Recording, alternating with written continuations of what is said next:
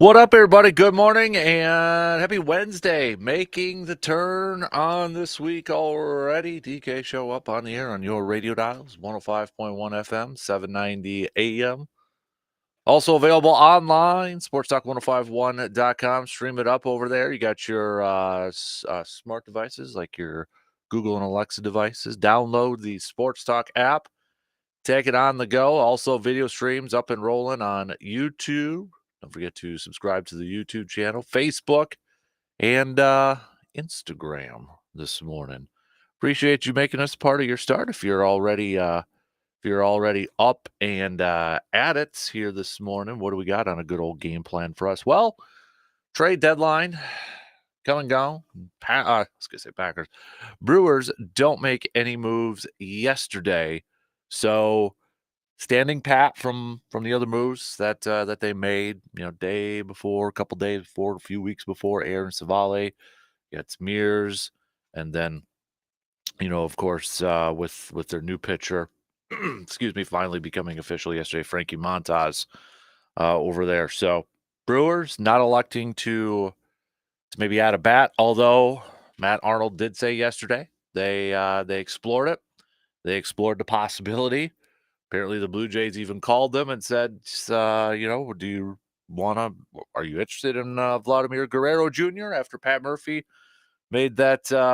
Remember, was it last week? I was right after the Christian Yelich injury when a reporter asked him about, does this affect your trade deadline, trade plan? And Pat Murphy's response was, what do you want us to go after Vladimir Guerrero Jr.? And apparently, the Blue Jays heard that and called the Brewers and said, what would you give us? But Matt Arnold saying they explored it, but ultimately wanted to roll with the team they had. Wanted to continue to give at bats to their younger guys, younger players, and such. So this is the team. This is the ball club. How you feel about it, Brewers fans? Your starting rotation going to be Freddie, going to be Colin Ray, Tobias Myers, Savale. Ross got the start last night. We'll see if that continues to be the case.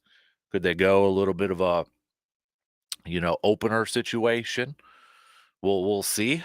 But and then offensively, we pretty much we know what it's gonna be, right?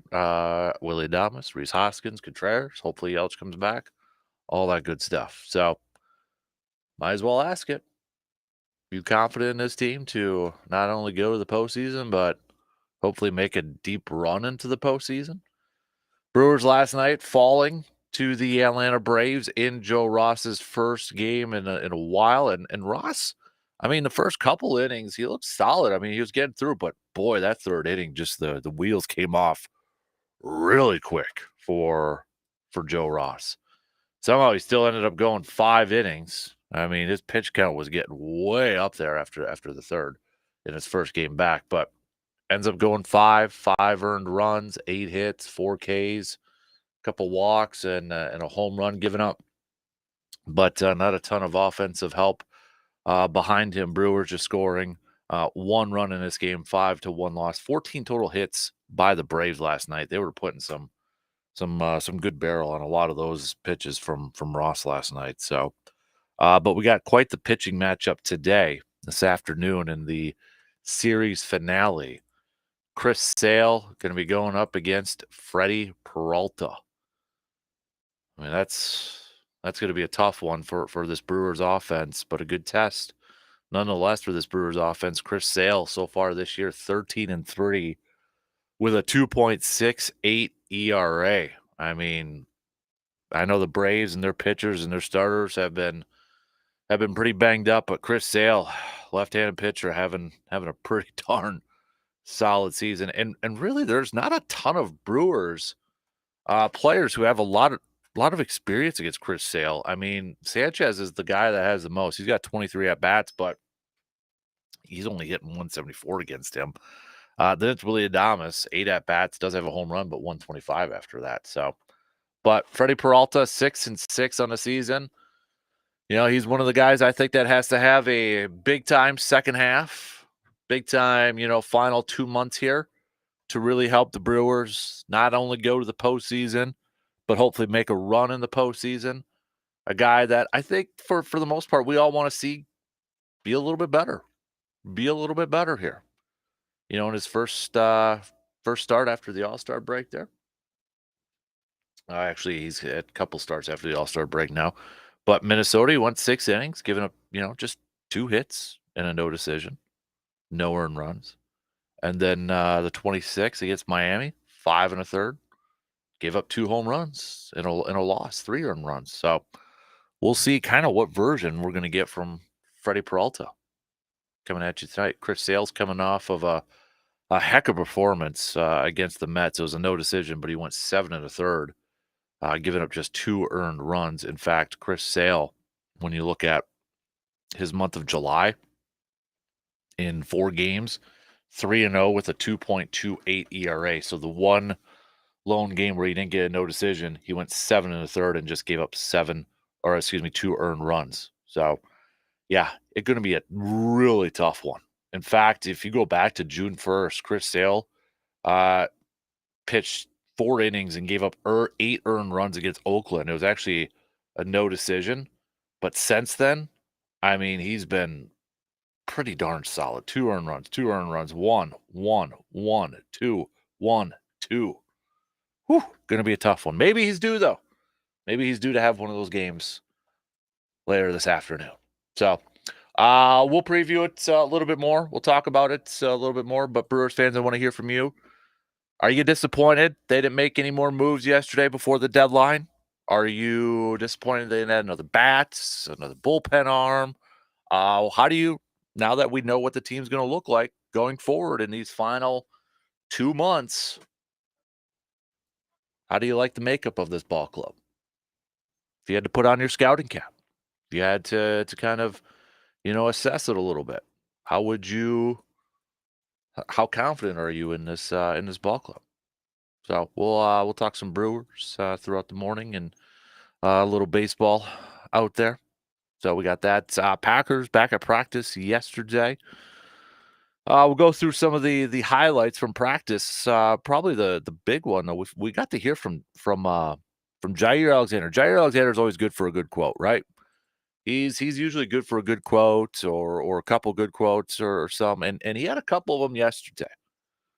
Jair, first off, high praise for Romeo Dobbs. And you had some one-on-ones yesterday, and Romeo went up against Jair apparently a couple times, 3 times, and Jair Romeo had the better of Jair yesterday. It sounds like Jair was even asking for another rep and such, and but Jair afterwards speaking to reporters for the first time in camp, and he ranked his top 2 receivers in the NFL. Devontae was number 1, Romeo Dobbs number 2. I mean, that's high praise. Now, obviously, Jair practiced a ton against Devontae, former teammate of his, and now obviously Romeo. We know too he's not going to throw up Justin Jefferson up there, that sort of stuff. We know Jair; he likes to talk a little trash in that, but nonetheless, very high praise for Romeo Dobbs from Jair Alexander yesterday. He also said, "I see us hosting that trophy on my birthday, February 9th." And Jeff Hafley, another defensive player. Again, I think we're still in that honeymoon phase. We'll see how things work out once we get to games and how the games go and such. But again, we got another defensive player who is just singing the praises of Jeff Hafley. This was according to Matt Schneidman, Jair after practice. The first day he came in, I was in his office. I talked to all the coaches. He was very open to suggestions, ideas from me. With a lot of coaches, they don't want to hear sometimes, and I just knew from that point we were going to have something. I love Hafe. We had a good conversation yesterday, actually. Hafe's super smart. He's super smart. He's a defensive backs coach. You would love to play for a guy like Hafe because he's going to break it down and he's going to cater to what we're covering.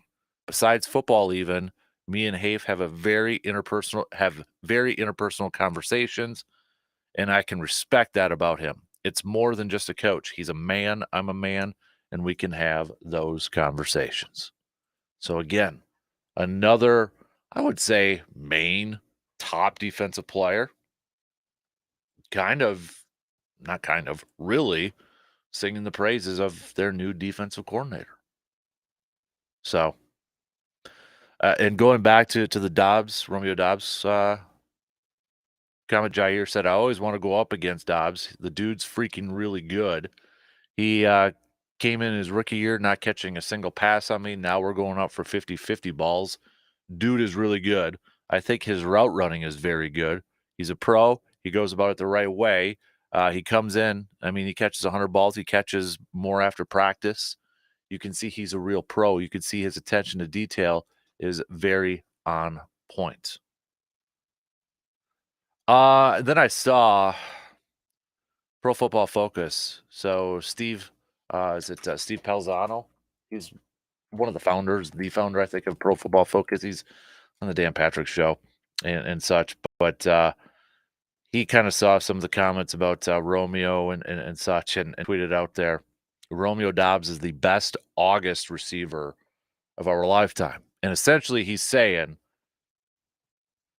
we hear about Romeo and we hear about all these high praise from Romeo Dobbs. Last year was in training camp with him and Jordan Love. And, even in his rookie year, you kept hearing about Romeo Dobbs.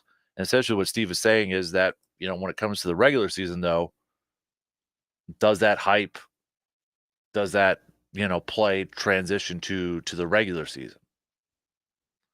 Because you look at his rookie year, he played 13 games, 425 yards, 3 touchdowns. Last year, played in every game, 17, 674 yards, did have 8 touchdowns. So Romeo Dobbs. I want to talk a little bit about Romeo Dobbs this year. We talk about dudes who, are heading into their third year or heading into big years. Devontae Wyatt we talked about. We've talked about Christian Watson and Eric Stokes. The whole conversation about who's the number one wide receiver sort of thing. Got Jane Reed. And then Romeo Dobbs is there too. So I want to talk a little bit about Romeo here this morning. Romeo, wherefore art thou, Romeo? We got a little business of sports. We'll hit up just past 8 o'clock. So we'll get to that coming up a little bit later on here this morning. We already got our first matchup for our Wisconsin sports most underrated sports athlete of all time. We are officially into the Elite Eight. Ben Sheets edged out Jim Gantner. So it's a yo-yo, Giovanni Gallardo, Ben Sheets matchup for the right to win the Brewers region and go to the Final Four. But that's not voting right now. Right now, we're back to the Packers region. Who is going to win the Packers region? Right now, it's Mon Green versus Lynn Dickey. Mon Green versus Lynn Dickey. You can go vote on the Facebook page, and right now, it is Mon Green who has the early lead over Lynn Dickey. But you can vote in our Facebook group page or on Twitter at DANKASPER.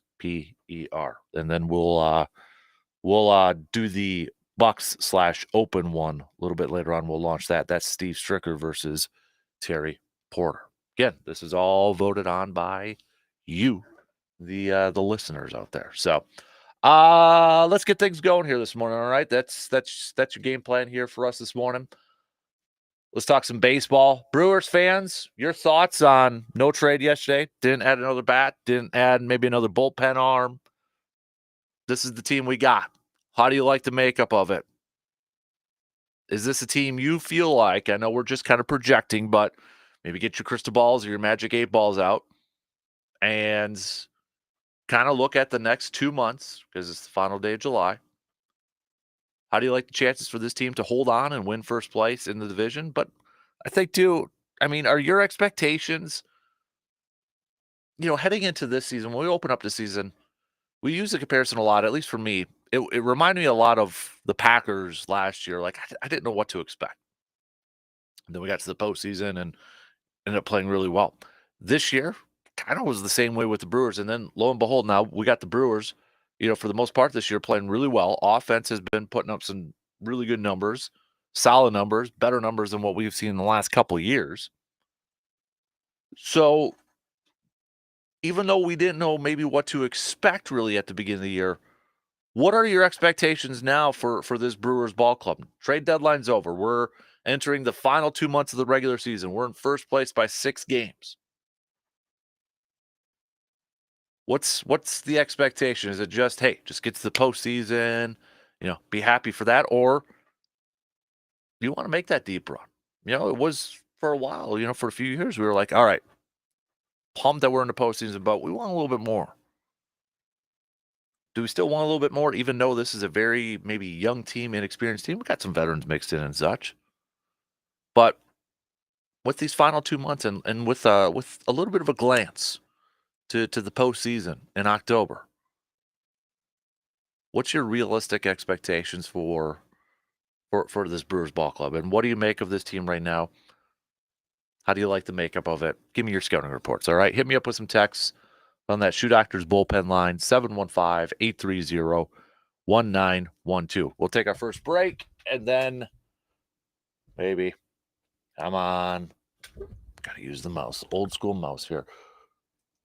Take our first break, and then we'll get things going here. We'll talk a little Brewers, and then we'll get to a little Packers chats, talk a little Romeo Dobbs and such. A lot of good stuff here. All right, we'll be back in just a few minutes.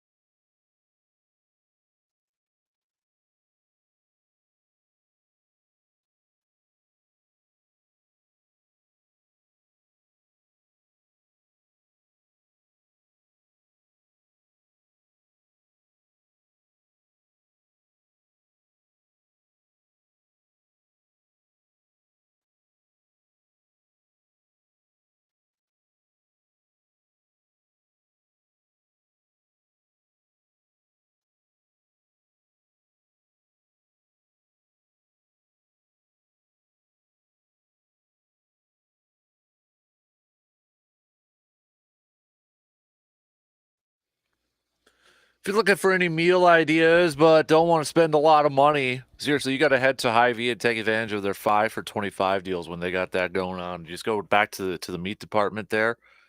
And I mean, our family, we love this thing. We go over there and you get a package of a couple of chicken breasts. You can pick 5. You can pick 5 for 25. You got a package of a couple of chicken breasts.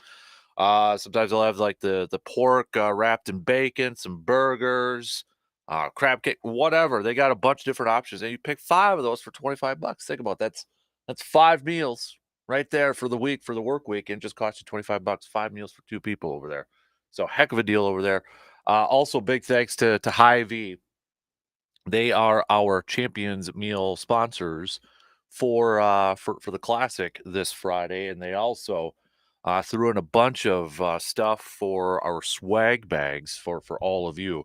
A lot of cool stuff over there to help you save some more money shopping at Hy-Vee and such. I don't know if you follow on Facebook or not my Facebook page, KASPER Sports, Casper Sports over there, but I'm not saying this just to say this. This Classic, this golf outing on Friday is shaping up to be our biggest one. I would say our best one yet. I mean, from the amount of raffle prizes that have been donated by so many people.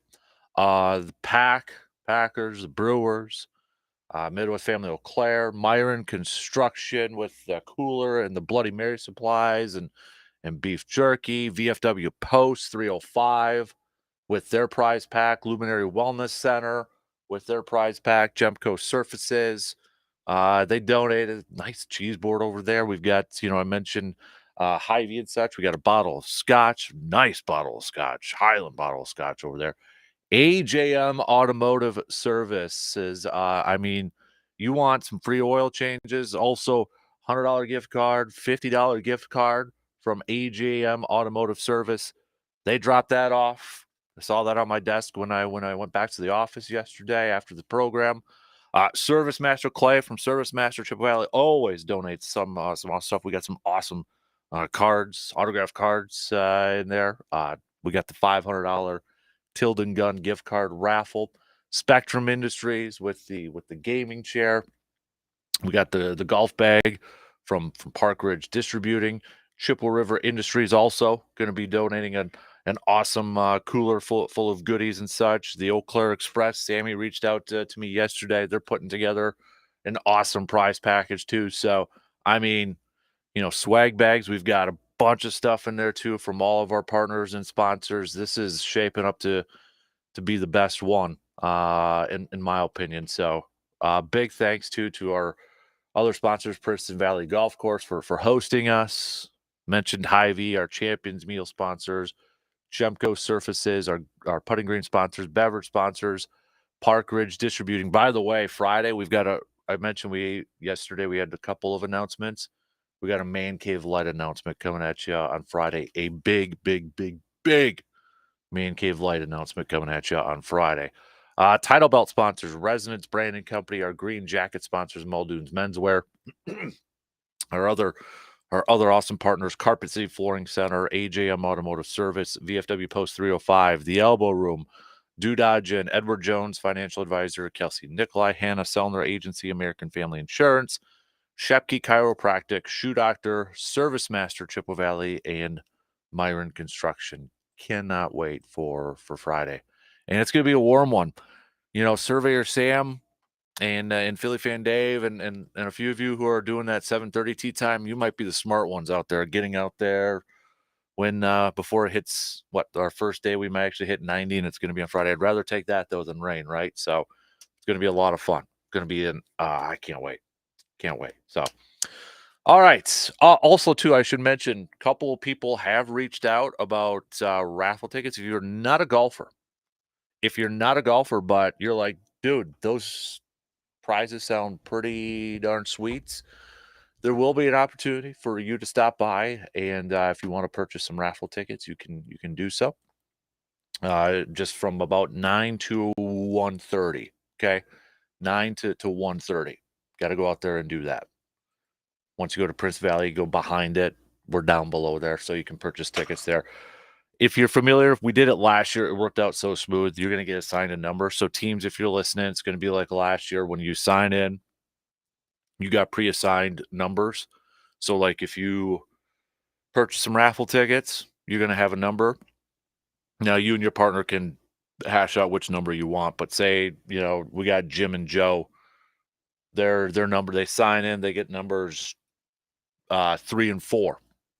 If you purchase some raffle tickets, instead of putting your name on the back on all of them, you can just put 3 or whatever your number is, whatever your assigned number is. Make it easy, make it a lot quicker for that too. So if you're not a golfer, same thing. You just get a number assigned to you that way. So, all right, let's get things rolling here this morning. Already past 6:30. Holy moly.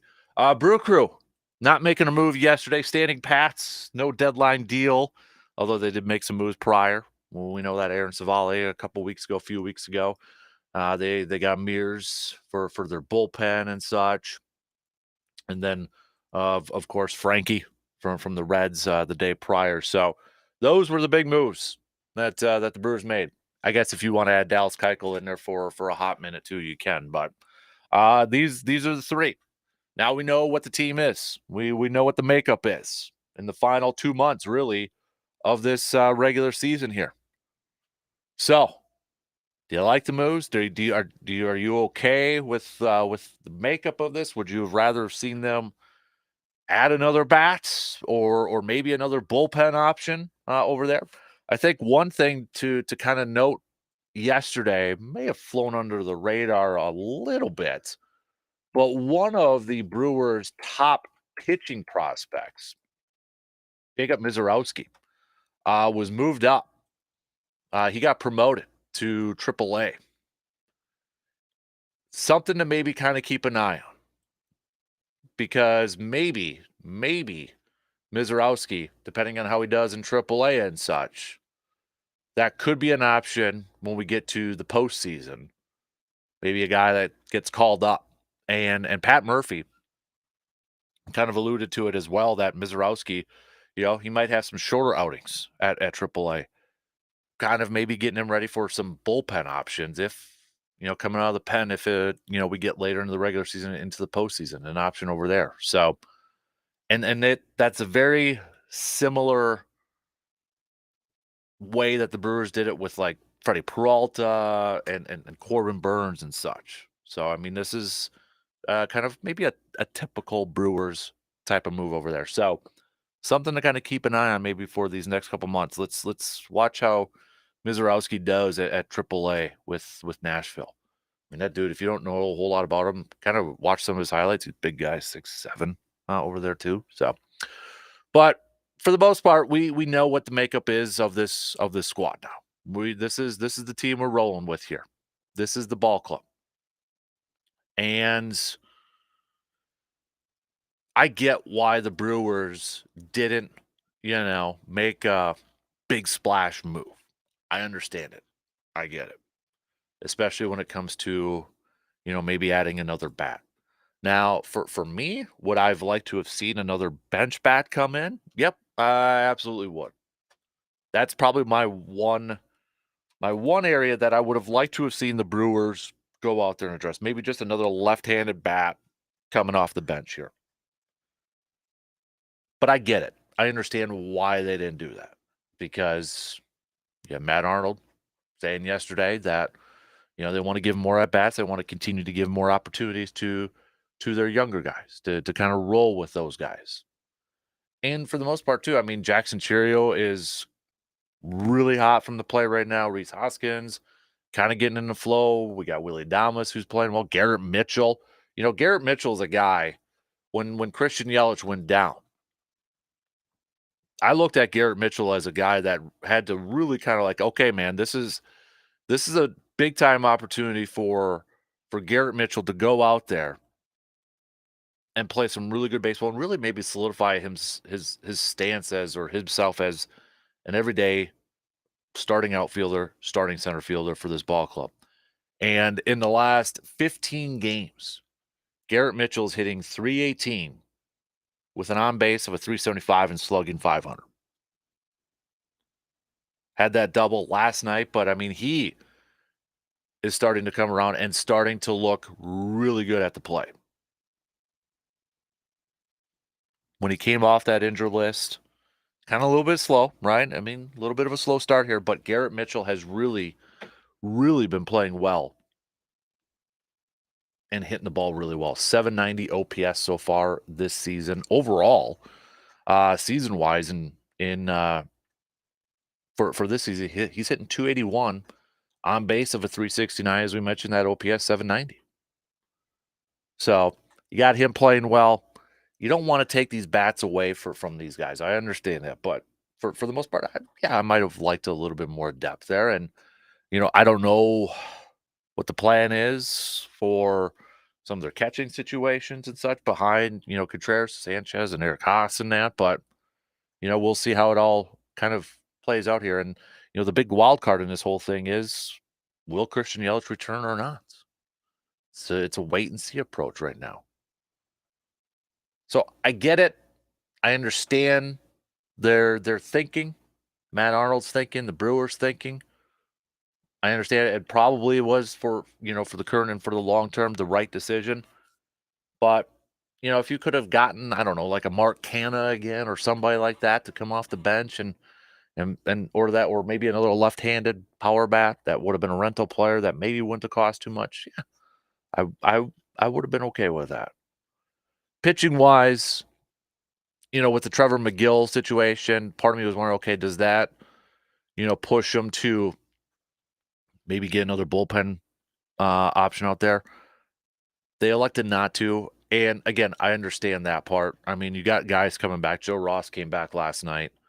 DL Hall sounds like he's going to be coming back. You've got options. You've got, some long relief options in the pen there. So, that bullpen has been worked and they've been taxed and they've been worked a lot so far this year, but you got guys coming back, a little bit fresher arms. So I understand that.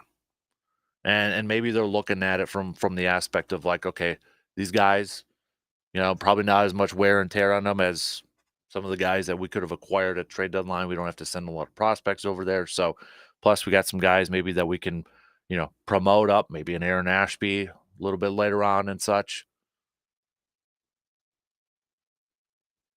The one question I do have is when it comes to that fifth turn in the rotation. I'm not sold on Joe Ross being a starter. I'm not. And I'm not trying to overreact to just what we saw from last night. I mean, he looked good the first couple innings, but after that third inning, the wheels fell off big time. Big time. So could it be a situation where maybe Ross is a guy where they're just like, all right, when it's to that spot in the rotation here,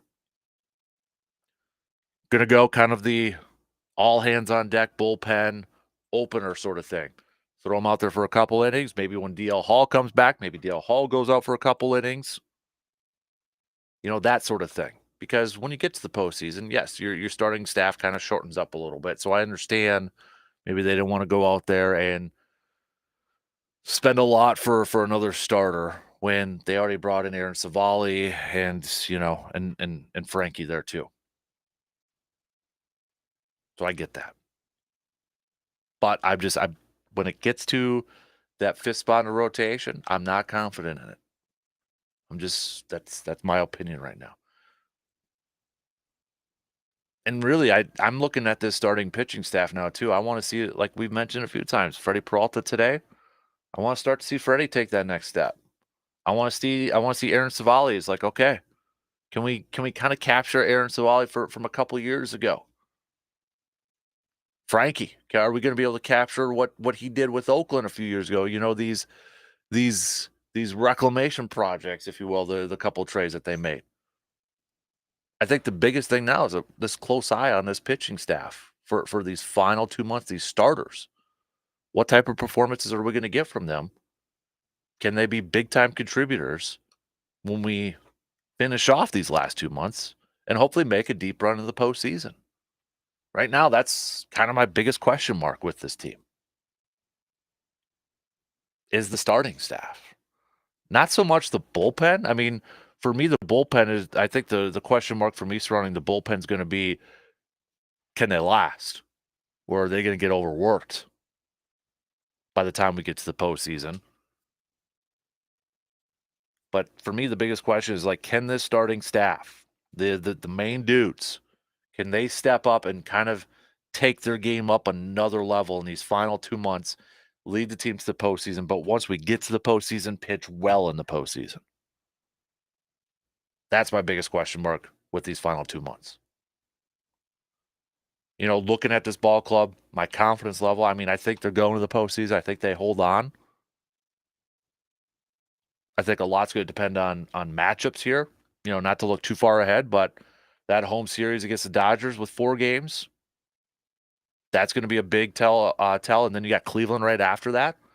You know, August 12th through the 18th, I think is going to be a big time stretch of games and another quote unquote litmus test for this team. Then you look in September, you got 3 games against Philly at home, and then 4 games against the Diamondbacks right after that, all at home. I think this is a team that, you know, we'll go back to the Christian Yelich quote earlier in the season. They could compete with them, but can they beat them? They got to show that they could take that next step and beat them, win a series against them. All right, we got to take a quick break. We'll finish up the first hour. I want to talk a little Romeo Dobbs. Romeo Dobbs, kind of the talk of camp yesterday, thanks to his teammate Jair Alexander. We'll hit that up coming up after these quick words.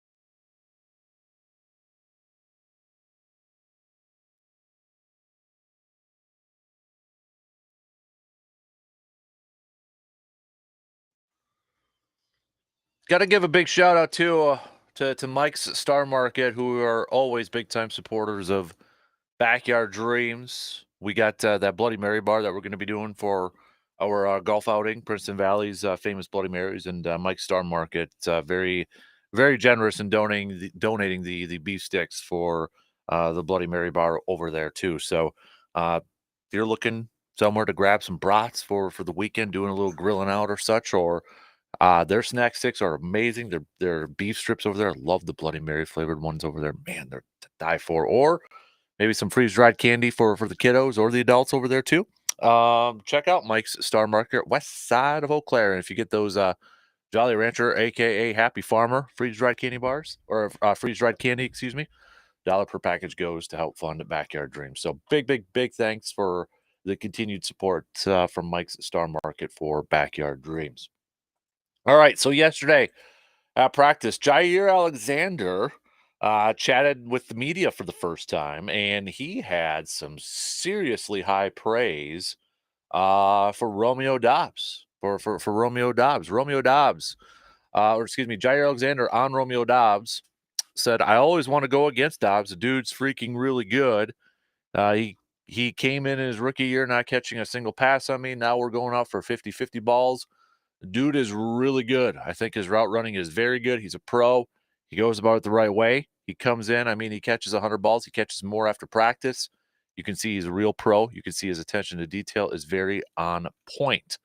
And then Jair even saying the two best wide receivers in the league, number one, Devontae, number two, Romeo. Which, if you are a Packers fan and you've followed Jair's kind of path or career last few years, you know, he's probably not going to say Justin Jefferson or Tyreek Hill or anybody like that, right? We know that. So, but nonetheless, Romeo Dobbs has been a guy, and then you know you had Steve Palazzano from Pro Football Focus, one of the founders there, said that you know he had tweeted out Romeo Dobbs is the best August receiver of all time, or one of the best August receivers, you know, in recent history, and essentially it's a knock. It's kind of a knock. I mean, let's face it, since Romeo was a rookie and last year, Romeo was a very big talking point preseason, making a lot of plays, making a lot of catches. He was Jordan Love's dude, you know, last year, and then, you know, making a lot of plays in his rookie year and kind of getting the attention, like opening some eyes there. And he's doing it again this year. And then you look at his regular season numbers, you know, last year, 674 receiving yards, did have 8 touchdowns, though.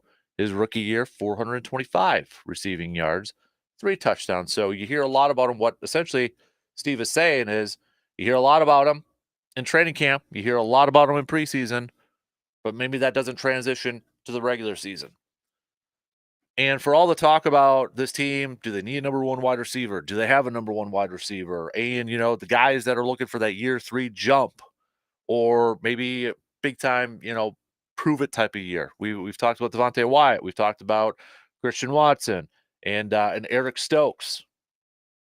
You know, Romeo, to me, Romeo is just he's not a receiver that is gonna like blow by you. He's not the biggest one out there. He's not the fastest receiver out there. I think he kind of maybe flies a little bit under the radar, but I think it's fair to say that if you want a little bit more, or you're expecting a little bit more from Romeo this year, I think it's fair to want that. Now, we all are assuming, hoping, expecting, whatever the case may be, to continue or to have Jordan Love and the offense continue to spread the ball out, and then, you know, maybe a receiver's not going to have 1,000 yards. You know, Jaden Reed led the team last year as a rookie, just under 800. So maybe Romeo won't have 1,000 yards this year. If they continue and they're able to successfully spread the ball around, the numbers won't be there. But if you want a little bit more, and maybe that little bit more is just maybe a little bit more consistency from Romeo, I think it's fair. I think it's fair. But I think it's also, you got to look at the bigger picture. We can't always box score scout. I'm pretty, you know, I think teams, especially when Christian Watson has been missing a lot of time and he's been hurt, you focus a lot on Romeo Dobbs. The number one corner from the opposing team is going to focus a lot on Romeo Dobbs. So he's going to command a lot of the attention. And he has commanded a lot of the attention the last couple of years because of the injuries to Christian Watson. And, even in his rookie year, you have Watson missing some time. What was it, Alan Lazard and such over there? So I think when you look at the numbers, when you look at the stats, they don't tell the whole story. That's why we like to say, don't box score scout. Don't box score scout. But I think for me now, for Dobbs, what I want to see from him is like, okay, if you're going to continue to command that attention, how can you elevate your game to still make the plays, still get opportunities to get those balls, even if, you got the number one corner on you or whatever, if the coverage is going to flow to you? How do you elevate that game? Because to me, that's what separates the best wide receivers, the elite receivers in the game. Justin Jefferson's going to command all the attention in the world. Devontae Adams catches all the attention in the world. But they still found ways to still get that ball, to still make plays, to still get open. So how does Romeo elevate that to that status? I think that's what he has to accomplish yet, to take his game to that level. Now, I'm assuming he's going to get opportunities this year. If everybody stays healthy, he's going to get opportunities. If Christian Watson's going to stay healthy, he's going to get opportunities. Jayden Reed being on the field, that's going to open opportunities for Romeo Dobbs. The tight ends and Luke Musgrave and Tucker Kraft, when he's out there and healthy, he's going to command attention and open up opportunities for Romeo Dobbs. Just having a running game, consistent running game with Josh Jacobs, if he's healthy out there, that's going to open up opportunities for a guy like Romeo Dobbs. But I think for him to elevate his game, to take it up one more notch, to continue to get better, to continue to grow, finding ways to still make plays, even if you're commanding all the attention from that opposing defense, from that number one corner. That's where I want to see improvement, or that jump from Romeo Dobbs, if you will. All right.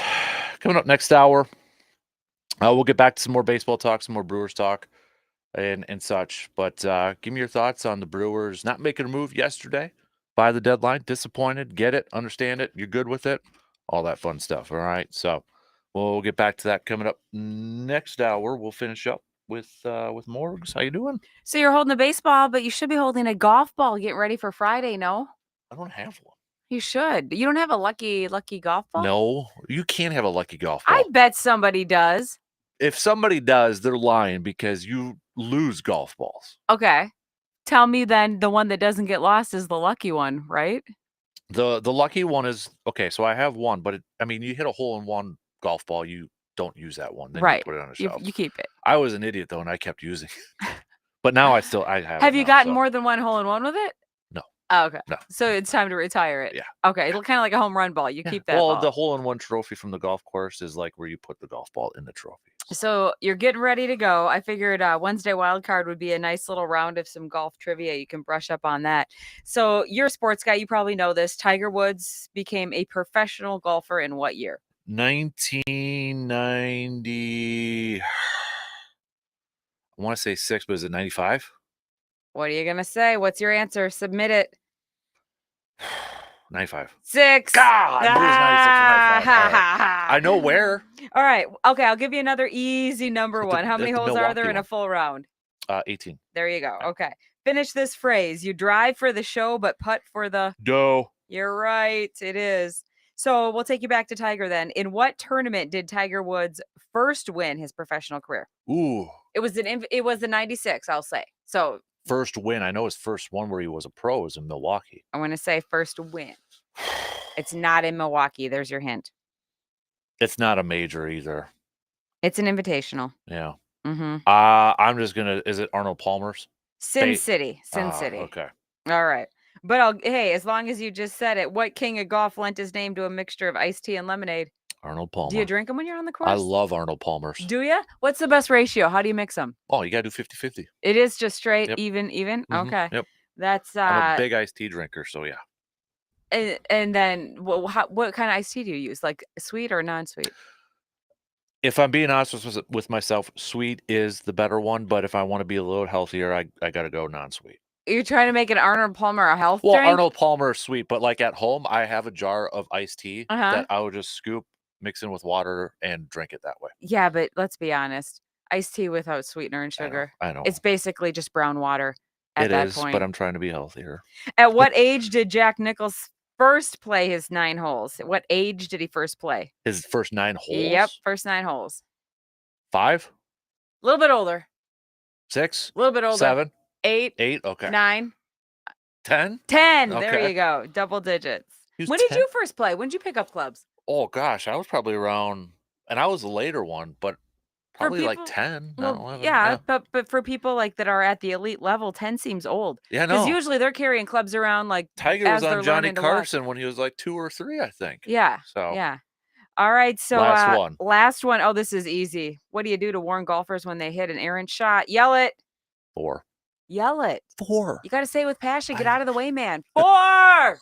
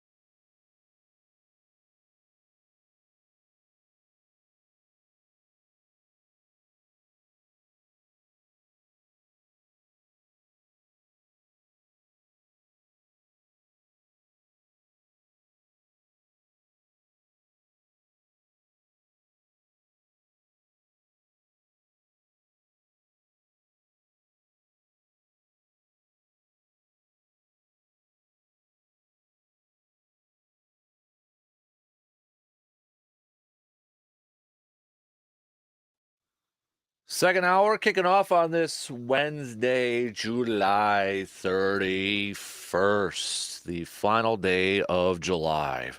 Going to be August already tomorrow, transitioning closer to fall, if you can believe it. The Express last night, yesterday, I should say, splitting against the Lacrosse, dropping the first one, but winning the second one. But thanks to Duluth losing, the Express now just one game back from first place for that second half championship. They'll be back at it tonight, taking on Lacrosse. But huge stretch of games coming up at home here. They welcome Duluth starting tomorrow. Tomorrow and Friday, home games at Carson against Duluth. Express are putting themselves in a position right now to maybe take over first place. And then right after that, a rematch against Thunder Bay. A lot of games against Thunder Bay. Thunder Bay is right next to Eau Claire as well. And Eau Claire last week with that fantastic weekend. But Thunder Bay just won back from first place too. So, I mean, we've got like playoff games coming up here for the Express. Get to Carson Park and make that a home field advantage for our team over there. All right. So, but road game yet tonight against Lacrosse. Then they'll be back tomorrow, Friday, Saturday, Sunday, all at home. And then that long road trip, 4 games against Thunder Bay. And then back home after a quick stop in Madison. And then they finish up the regular season already next Saturday, believe it or not, the 10th. So hopefully we're talking about some postseason, though, after that. But it's going to come down to the wire, it looks like. So, all right. The quick update. We got a little bit of maybe some banter going on to decide who is going to be the Packers representation for our bracket challenge. This is to win the Packers region and to punch a ticket into the Final Four. It's Lynn Dickey versus Amon Green. And right now, Amon Green is out to a commanding lead, both on Facebook and Twitter. To which Living a Dream, Jeff says, anyone even old enough who watched Lynn Dickey love Green, but way too many fumbles and had way better overall teams than Dickey. So you got Living a Dream, Jeff, calling out some people saying it should be Lynn Dickey. So get to Facebook, get to Twitter, and go vote. Who do you think is more underrated? Is it Lynn Dickey or is it Amon Green? All right, my vote doesn't count. Luke's vote counts, though. Who would you vote for, Luke? Okay, so once again, that was Lynn Dickey versus Amon Green. Lynn Dickey. Lynn Dickey? Okay. Yes. All right. More underrated? Mm-hmm. All right. Again, I think I said this last week. If the Packers had some semblance of team organization over his time there, that's a full-on shot at them because they did not do a good job of team organization. He could have led some pretty solid playoff teams. I'm not saying they're winning a Super Bowl in the late 70s into the mid 80s, but it's more than one playoff appearance because most of the league made a playoff appearance in a strike year. Mm-hmm. It definitely would have been more, but that's what he had around him. Right. He was very much underrated. You're Elite 8, by the way, so this is our first one to get into the Final Four. We're wrapping this baby up here. So your Elite 8 is Amon Green versus Lynn Dickey. In the Bucks/Open region, we're going to announce we're going to open this one up next hour. It's Steve Stricker versus Terry Porter. Although I was a little disappointed because Brandon Jennings was out to a lead and at first, and I'm like, oh, come on now. Brandon Jennings over Terry Porter. Come on now. Really? No. Yeah. But Terry Porter squeaked by once we close that down. So Steve Stricker versus Terry Porter. And then it's Al Toon versus Scott Tolzien to come out of the Badger region. And maybe a little bit of an upset yesterday. Ben Sheets with a comfortable win over Jim Gantner. I wonder if that again is it's 2 ways of looking at it. It could be a nostalgia thing again. Depends on your era. But I think Ben Sheets is almost kind of. When he was healthy, he was pretty darn good. He was, and I think he really kind of has been forgotten. I mean, how many times do we talk about Brewers of that era going right to like Ryan Braun, Prince Fielder, which I know that's later Sheets era. And then we kind of sort of pretend that the early to mid aughts of the Brewers didn't really exist because they were pretty bad. Whereas Jim Gantner is still part of that, the 82 team. And he was around long, like he was the third of the big three, if you will. It was Molitor, Yount, and Gantner. And maybe even you throw Cooper in there though too. You can throw him into. I mean, I would say Gander's top 3, but in terms of overall quality, maybe you put Cooper ahead of him. Right. But he has more cachet. So if you're really going underrated, I could see the case for Sheets on that. Yeah. So it's actually Sheets versus Gallardo in this thing. Is Sheets the Lynn Dickey of the Brewers? Ooh. Could have been a much better pit. Now, I mean, I know now we're in the era where you can be you can have a bad team, good pitcher, and win the Cy Young, but based on your stats. Maybe so. Okay, ask this question. If take the, say, 2003, 2004 Brewers, put them into today with Ben Sheets' ability, does Ben Sheets do much? Is he far higher trade value bait? Is he getting Cy Young votes and all of that? I'd feel better about the starting pitching staff. Yeah. Also that. The overall depth there, I'd feel a little bit better. Right. So yeah, I think you could say that. Interesting. So, but go vote. Facebook, Twitter. Make your case known if you want to text us and let us know. Hit me up with a text. Surveyor Sam says, I'm sorry. How can Amon Green, who is the all-time leading rusher, underrated? Lynn Dickey was a stud and on absolute inept teams. So, hey, that's why I said it's all nominated by you listeners and voted by you listeners. I got no say in this thing. So take it out to all the listeners out there who voted for that. So just saying. Nice. Just saying. All right. This point, your Twins didn't make a whole lot of moves by the deadline, or did you expect it? Yes. Okay. Gosh, wow.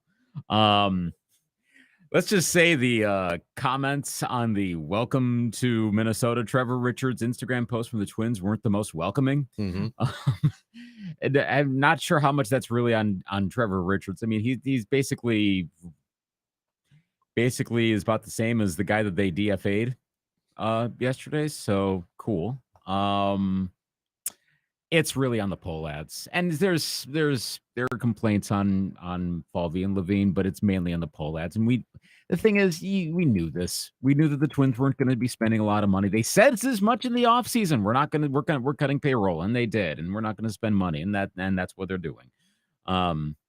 So yeah, I'm not surprised. They may end up they're going to win a World Series this year, which they're probably not. But again, we've seen weird stuff happen in October, so I don't want to count it out. But if they're going to win it, it's really in spite of ownership. I mean, if you want to do the whole major league thing, it's kind of really more the Twins at this point. But yeah, it's Twins fans are not happy now, and I'm not super happy about it either. But if they can keep people on the field, if like Royce Lewis can walk from one end of the locker room to the other without tearing an ACL and being on the 60-day IL or something like that, then cool. Maybe they got a shot. And that's the thing. They do have a lot of talent. If everything works, they can still win it. But financial stuff's got to get figured out. So let me ask you this. As a Twins fan, and this might be a little bit of a dramatic way of saying it, but I don't know how else to phrase it. Are you a little envy of how the Brewers kind of go about building their team and making moves and this, that, and the other thing? Ooh. You know what I mean? Like good one. Yes, I am. I hadn't thought of it that way before, but they do try to strategize a little bit more. Now, okay, what I don't know is what the amount or what is the limitation on the front office from ownership. Mark Atanasio is not going to be a big spender, but he's also not going to keep a super tight payroll.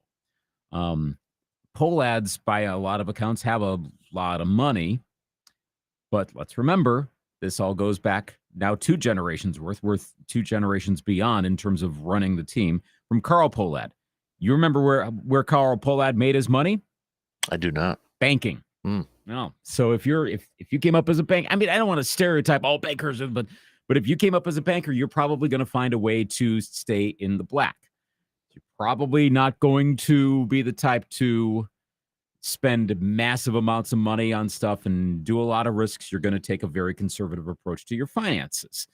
And that's kind of been the theme of the Twins for a long time. So they do more in the way of draft and develop. You know what? The Twins, actually, their analogy might be the Packers a little bit more of, let's build up our farm system. We'll make a few moves here or there. Those moves those moves don't always work out in the Twins case, whereas the Packers seem to do somewhat of a decent job with free agents. But that seems to be more of it. Like, we're not going to be splashy with money. The whole thing with guaranteed money and contracts. They're one of the most conservative teams in that regard. But it's a very risk-averse approach, which can work too. A lot of teams get risky and they get themselves screwed in the NFL. So I would like something more balanced, like the Brewers approach. They're never going to be reckless with money. Never going to find themselves in like a Padre situation. And we can't be too snarky about that, because I do wonder how much Peter Seidler in his latter days was like, let's go for it. And it didn't work. And then they had a pretty big bill that they had to pay. But I am envious in that they will. The Brewers seem very strategic in their front office between Stearns and Arnold.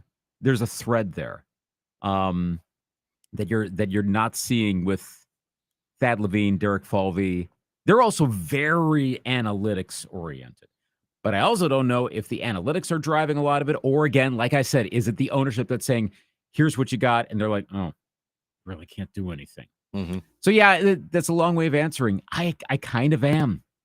Yeah. Gosh, if the Twins had that kind of resource, I think they may be able to do a little bit more in the playoffs, and maybe, they win their fair number of divisions, and they may win this one too. But because Cleveland didn't do a heck of, they did some, but not a ton. Right. But yeah, I think that's a good point. Interesting. All right. So just 2 more months of this regular season here. What if we threw this out there? Whose prospects do you like better to not only get to the postseason, but make a little bit of a deeper run? Brewers or Twins? You want to think about that for a little bit? Like minor league prospects? No, prospects to just make the playoffs and make a little bit of a deeper run. The overall prospects. Yeah. The team's prospects of making that run this year.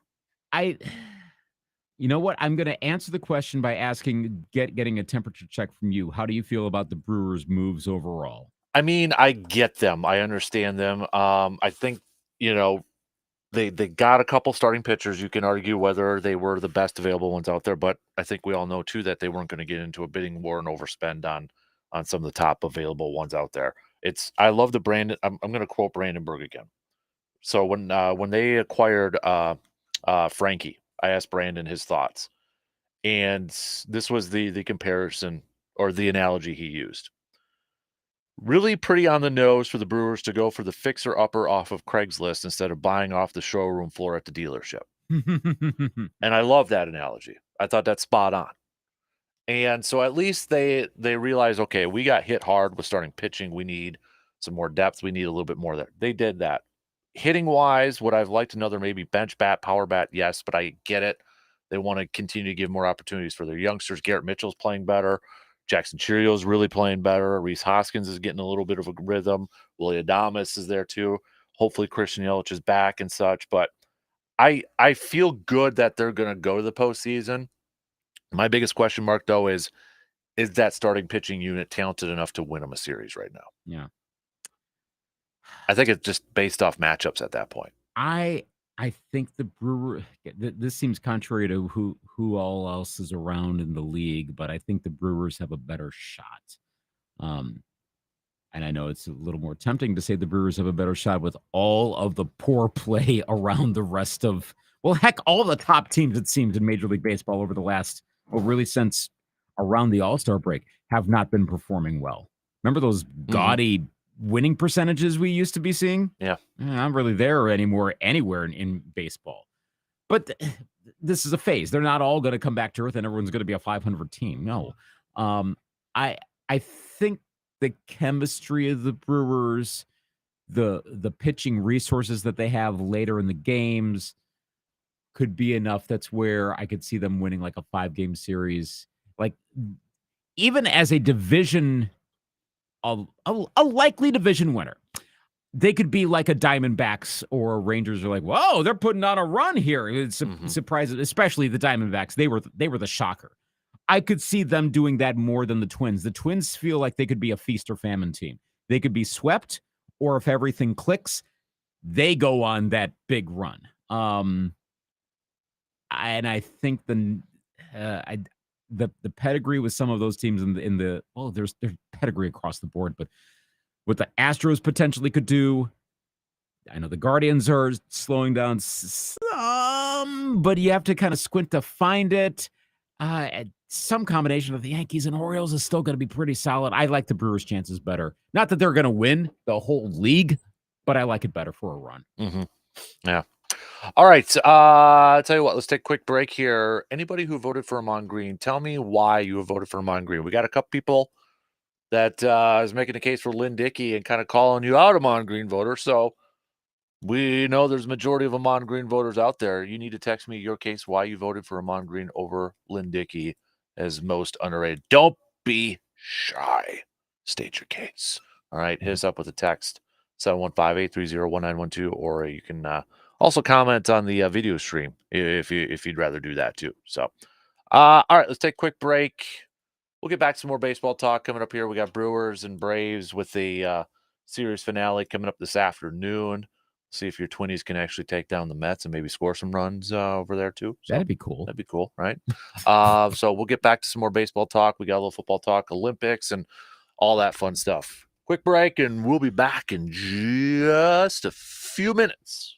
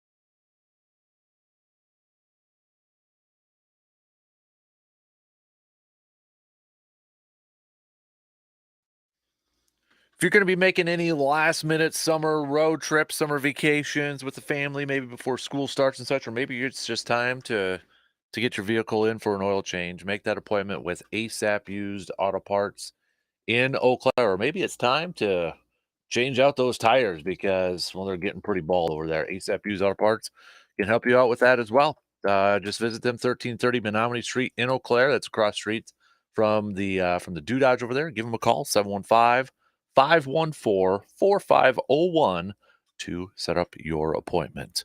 The Olympics currently going on right now. Medal count here. The United States, the overall leader with 26. Gold-wise, China and Japan have 7 each. Silver, U.S. has 11. Bronze, 11. So you can do the math. That means the U.S. right now has 4 gold medals. How are you into the? Have you been paying attention? You've been following? Are you waiting a little bit to really get into the Olympics here, Lucas? Where's your fanism at right now at this point? Pretty solidly, and not as all in because again, you discover once you become a parent, there's a lot of things you're like, I have to watch. Then you don't watch it because you can't. But like yesterday, I was watching all the gymnastics live while I was sitting on my computer working and like, oh, here goes Simone. Okay, watch that. Go back. Okay, here goes Suni. Yeah, because I know I'm on a first name basis, obviously. But like that was a must watch. I'm glad I did. By the way, I'm saying something that's not exactly controversial, and we probably know this, but given that there's still more gymnastics to go, and this is probably the last real gold medal run that Simone Biles has in her. I mean, she's at, by gymnastic standards, she's pretty up there in age. Let's appreciate what we're seeing. This is unicorn territory. This is one of these athletes that her style, her approach, her technique, a goat, right? And you're not you may see that again, but the odds are very long against it. One of her signatures is, and I mean this in a good way, it's the rigidity of her moves, the precise nature. Like she'll lock into this move and lock into that move. Did you watch any of the team from yesterday? Yeah, where she almost fell off the balance beam and held on because of her toes. I saw that in real time because they had Lori Hernandez, the former Olympic gymnast, doing the call on the live broadcast, and she kept pointing that out. And you're like, of course, gymnasts are going to have strong feet because of the sport. But Rex Ryan's a big fan. Hey, now, big fan in a whole lot of ways. You set it up, so yeah, I know it's right there. That holding on like that involves extra strength that most of us could never imagine having. Probably not. I mean, a lot of gymnasts will fall off. She didn't. We're seeing something absolutely special here. And she's got more to go. We'll see what happens. Who knows in these next few days. But when she does her routines the next few days, soak it in. This is one of the last times we're going to get to see something that is historic for the Americans in the Olympics. I love Jordan Childs', especially her reaction when she was done, and her parents. That was such a moment when she finished up her floor routine and they cut to her mom and dad, and the dad just has this look of like, I can't even put it in words. It was one of those, like, you start getting like chills and all of that. It was such, oh gosh, it was great watching that yesterday. So yeah, more to come. The one thing that I wonder, are we gonna maybe change up here a little bit? Why do we suck at 3-on-3 basketball right now? What is going on with that? I mean, did these gals not play Gus Macker as kids back in the day, for crying out loud? I mean, come on now. We got to get better at three. Jimmer Fredette, for crying out loud, is on the U.S. team, and I mean, the guy only scored 4 points in a loss. But I mean, come on. Why can't we get, the guys who didn't make the U.S. 5-on-5? I get it's a little bit of a different style, but I mean, some of these guys in the NBA wouldn't want to play on a 3-on-3 Olympic team. Come on now. Let's do better with this. The rest of the world takes it seriously. Apparently, we're all like, well, I mean, even the women's team, they won it in 2020, but they had a better team then. They had was it Kelsey Plum on there? When they won it? Yeah, Kelsey Plum was on her, one of the best WNBA players. Yep. So, I mean, maybe this is the next thing where they're going to really focus on is like, okay, whoever doesn't make the 5-on-5, the dream team, can we get some decent players for 3-on-3 basketball for crying out loud? I mean, what is Ice Cube doing with his 3-on-3 league? Can he get some of those people? Is that the over there? TBT? Yeah. Well, I think so. they're brawling right now, so Mhm. they're more concerned with that. So I guess we can say we because it's the freaking United States of America. We are playing Poland this afternoon for the men and Azerbaijan for the women. Still pool round. Let me ask this too. How many people actually realize there is a 3-on-3 basketball in this? Probably not No. a ton. I mean, I'll be perfectly honest. When I see 3x3 basketball, my thoughts for some reason jump right to flag football next time around because I'm thinking of, again, a different version of a prime sport. And football is not in the Olympics, but still. And maybe also because, well, there is a main sport in the Olympics for basketball, and that is basketball. A little bit different. Yeah. Yeah. So I was just like, come on, we got to be better at 3-on-3 basketball. That's embarrassing. That is absolutely embarrassing. I mean, anybody who played in like Gus Macker as kids should be embarrassed at what Team USA is doing. Well, they're the gold medal favorites, so they fell to Serbia 22-14 for crying out loud. Okay, so let's see. Games played. So far only one, but plenty of time to go. Okay, so maybe this is the wake-up call that they need. Maybe. Yeah. I'm trying to find a Jimmer Fredette is our savior for 3-on-3 basketball. Okay, we joke now, but a week from today we'll be like, wow, do you see what Jimmer Fredette's been doing? Yeah. My gosh. Jeez. When are the real men's basketball team back in action? Real basketball? Yeah. Sure, why not? Let's just say that. The schedule for the men, got it right in front of me here. Let's see. So, been games already today. Team USA plays tomorrow, 2 p.m., playing Belgium. Oh, okay. Oh, no, sorry, that's women. Women play Belgium. The men, their next game is today against, oh gosh, South Sudan. Oh, rematch. Okay. Rematch and the very, what are we calling South Sudan? The feisty, the plucky South Sudan? I almost feel like the U.S. is just going to dominate them, though. After how close it was before, they're just going to go out there and dominate them. Because they've been doing pretty well, actually. Mhm. Yeah, I have a feeling this is going to be one of those. Okay, cool. Here's how Olympic basketball really works. If it doesn't, I want Team USA to win it, but it would be kind of fun to see South Sudan put together a bit of a run here, become one of those teams you ever so often get like, how is this team doing this? But yeah, 2 p.m. today. It'll be Jason Tatum that leads them since he didn't get playing time in that first game. So cool. Yeah. Yeah. So far, it's all the drama stuff. Can we get actual like performance instead of who's on, who's off, who's not playing? Mm-hmm. Yeah. What does Joel Embiid think? C-Bomb here quickly, kind of because he voted for Amon Green. So listen up, you Lynn Dickey fans out there. Whoa. Green, in my opinion, is one of the greatest running backs ever, not just one of the best Packer running backs. Okay. 5 straight 1,000-yard rushing seasons. Would have been 7, but he got hurt in 2005, 4 seasons with over 50 receptions. Time where running back was not, I'm assuming, not a receiver, catching option. I don't know. Green is the most underrated Packer ever and one of the most underrated running backs ever to play, overshadowed because it was in Favre's heyday. As great as Dickey was for the terrible teams, 55% completion percentage, 141 tuds, and 179 interceptions, more picks than touchdowns. His best season, 4,400 yards, 32 touchdowns with 29 picks. 5 seasons with more picks and touchdowns in Green Bay, 8 overall. Mid-level career, if you really look at it objectively. I mean, some of the stats aren't that great from Dickey, but maybe it's a relative thing. Mm-hmm. That, I mean, compared to other quarterbacks at the time. Yeah, like Terry Bradshaw is maybe the gold standard on that. Stats aren't really that great. He won 4 Super Bowls as a quarterback. Mm-hmm. In a dynasty era, and he pulled that off. So, hey, he's got some good points. He does. Mm-hmm. It's really almost more of a team versus player thing with those two. You can make a stronger case for Green as the player, which that's what we're doing. versus Dickey in context of who he was around. Mm-hmm. Interesting.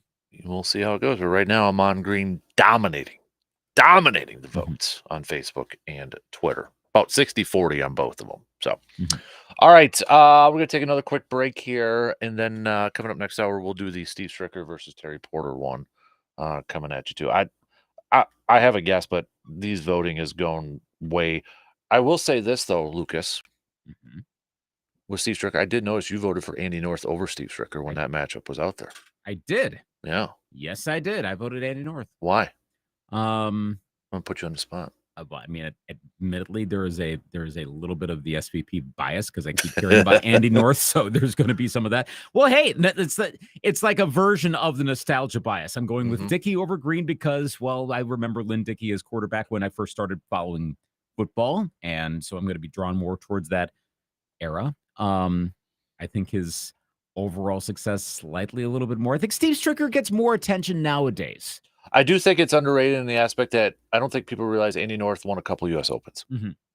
I will agree with that. Right. Whereas Stricker is still currently viable. So almost to like if you're still making headlines for what you can do, relative like good headlines, then I don't know how underrated a person is. Then again, I'm referring to Andy North because he always pops up every couple months with a very prominent ESPN personality, so I'm not sure if that's really underrated, but his career... Or he's behind the bench at a Badger basketball game. Right, yeah. So you're knowing him now, not because of what he did, but because of who he's become, I guess. Right. So that's where I'm going North. Right. So, all right. Let's take a quick break. Keep those votes coming. Keep those comments coming. Make the case. Is it Amon or is it Lynn Dickey? All right. I want to hear from you. I want a little back and forth going on here. A little debate, a little good banter.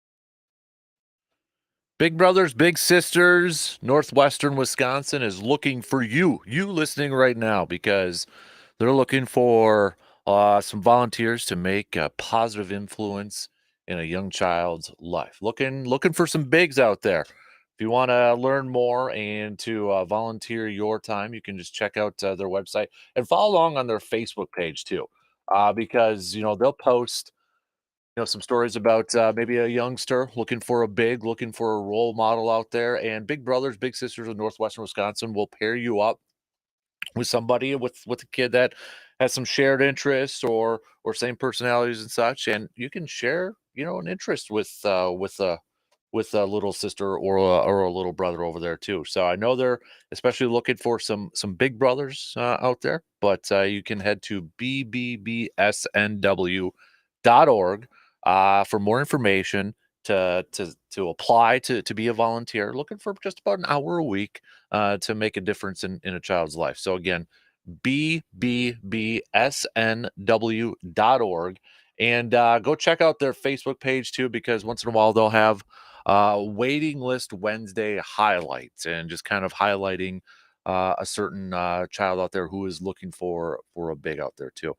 Plus, next week they've got their golf outing, Battle Golf, Friday, August 9th at Hickory Hills Golf Course. And this is a cool one too, because what they do is if you lose a hole, so you got a twosome, but you're going up against another twosome, you battle it out against that twosome. And if you lose a hole, you may lose a club.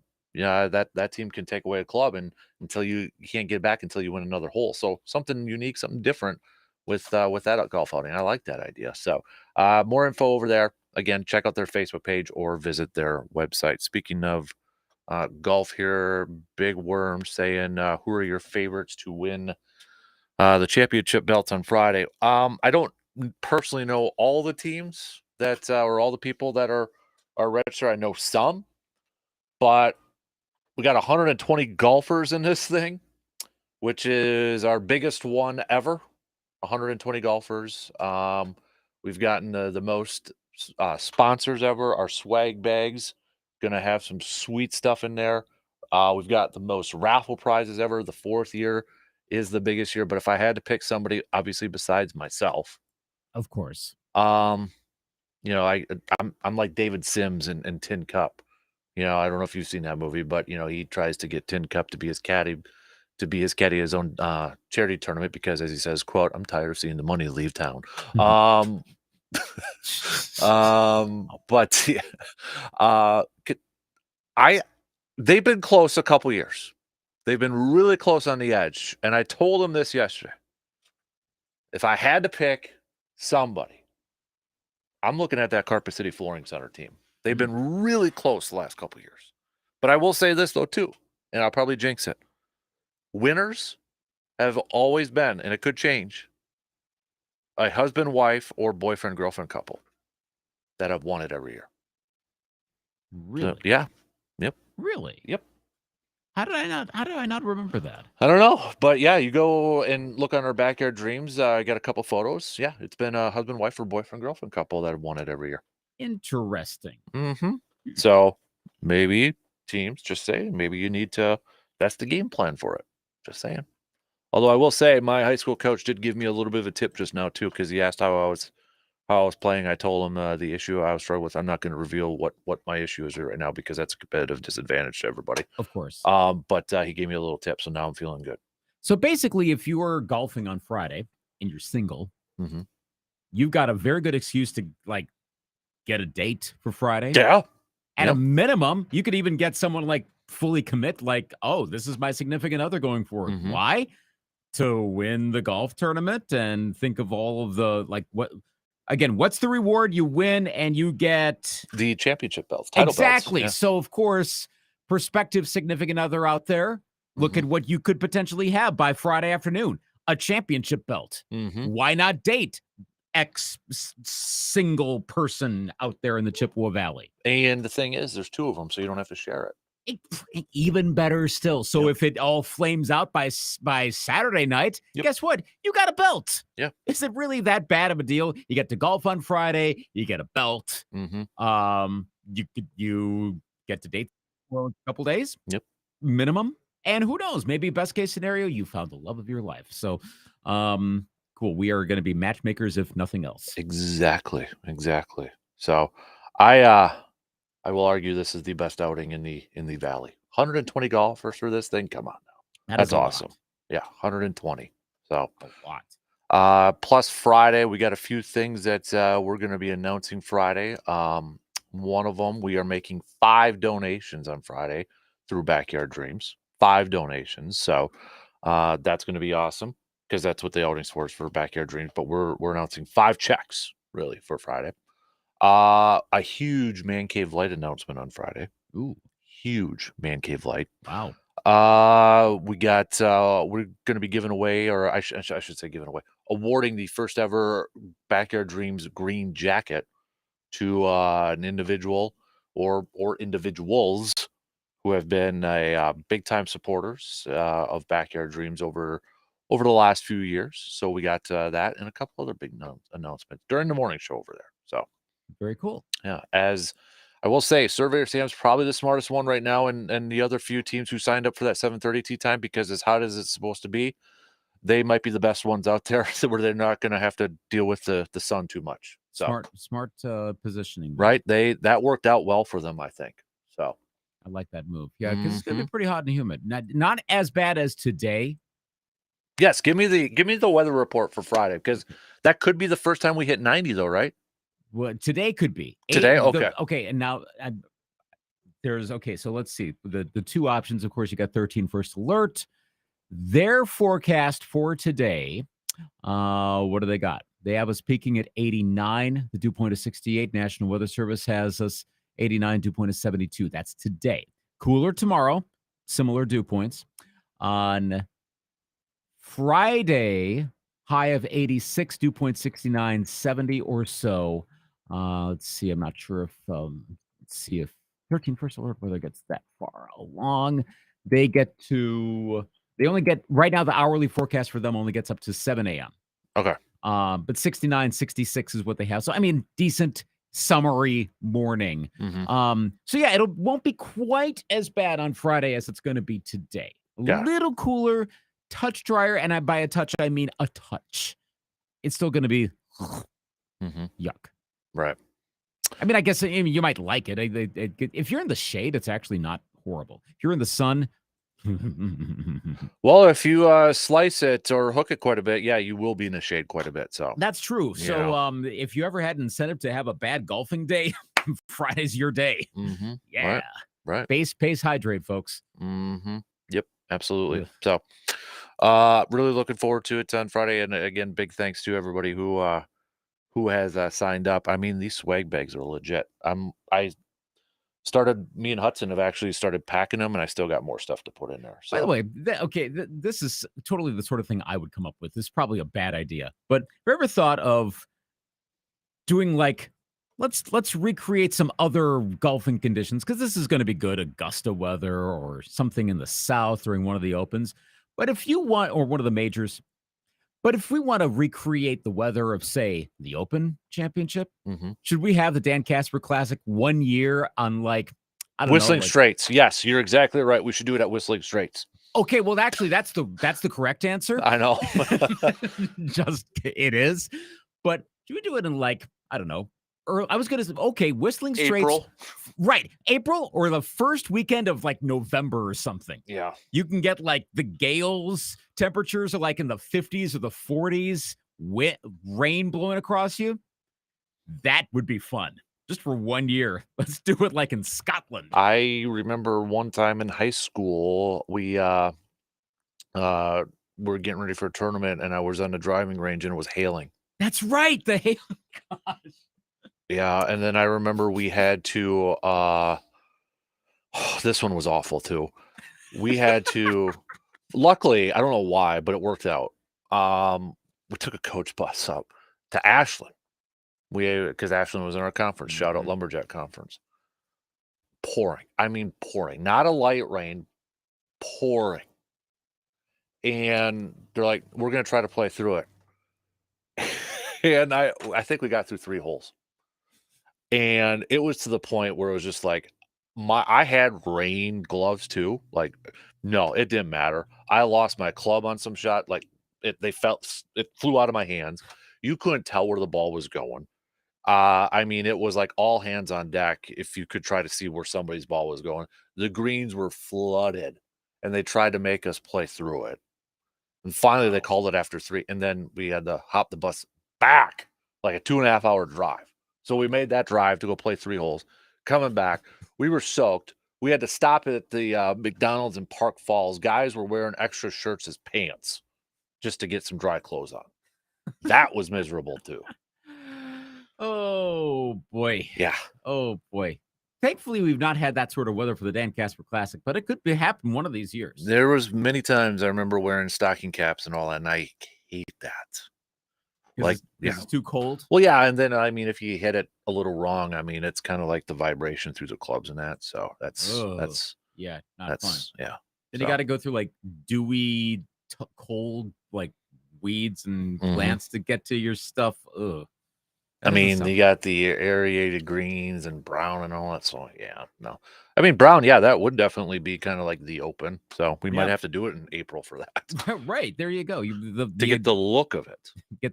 You're the first golfers of the season. It's the Dan Kasper Classic. Mm-hmm. Grass hasn't even started yet. Mm-hmm. Yeah, Whistling Straits would be that one though, wouldn't it? Yes, that would be the one. Can we make a deal with them and bus everybody down in a coach bus? Mm-hmm. Or maybe I haven't been there, but maybe a little closer in Nakusa at Sam Valley. Oh, that's right. We can do that one too. So could. It's a little bit closer. Road trip for the Dan Kasper Classic. I mean, if somebody wants to volunteer, I can go test it out.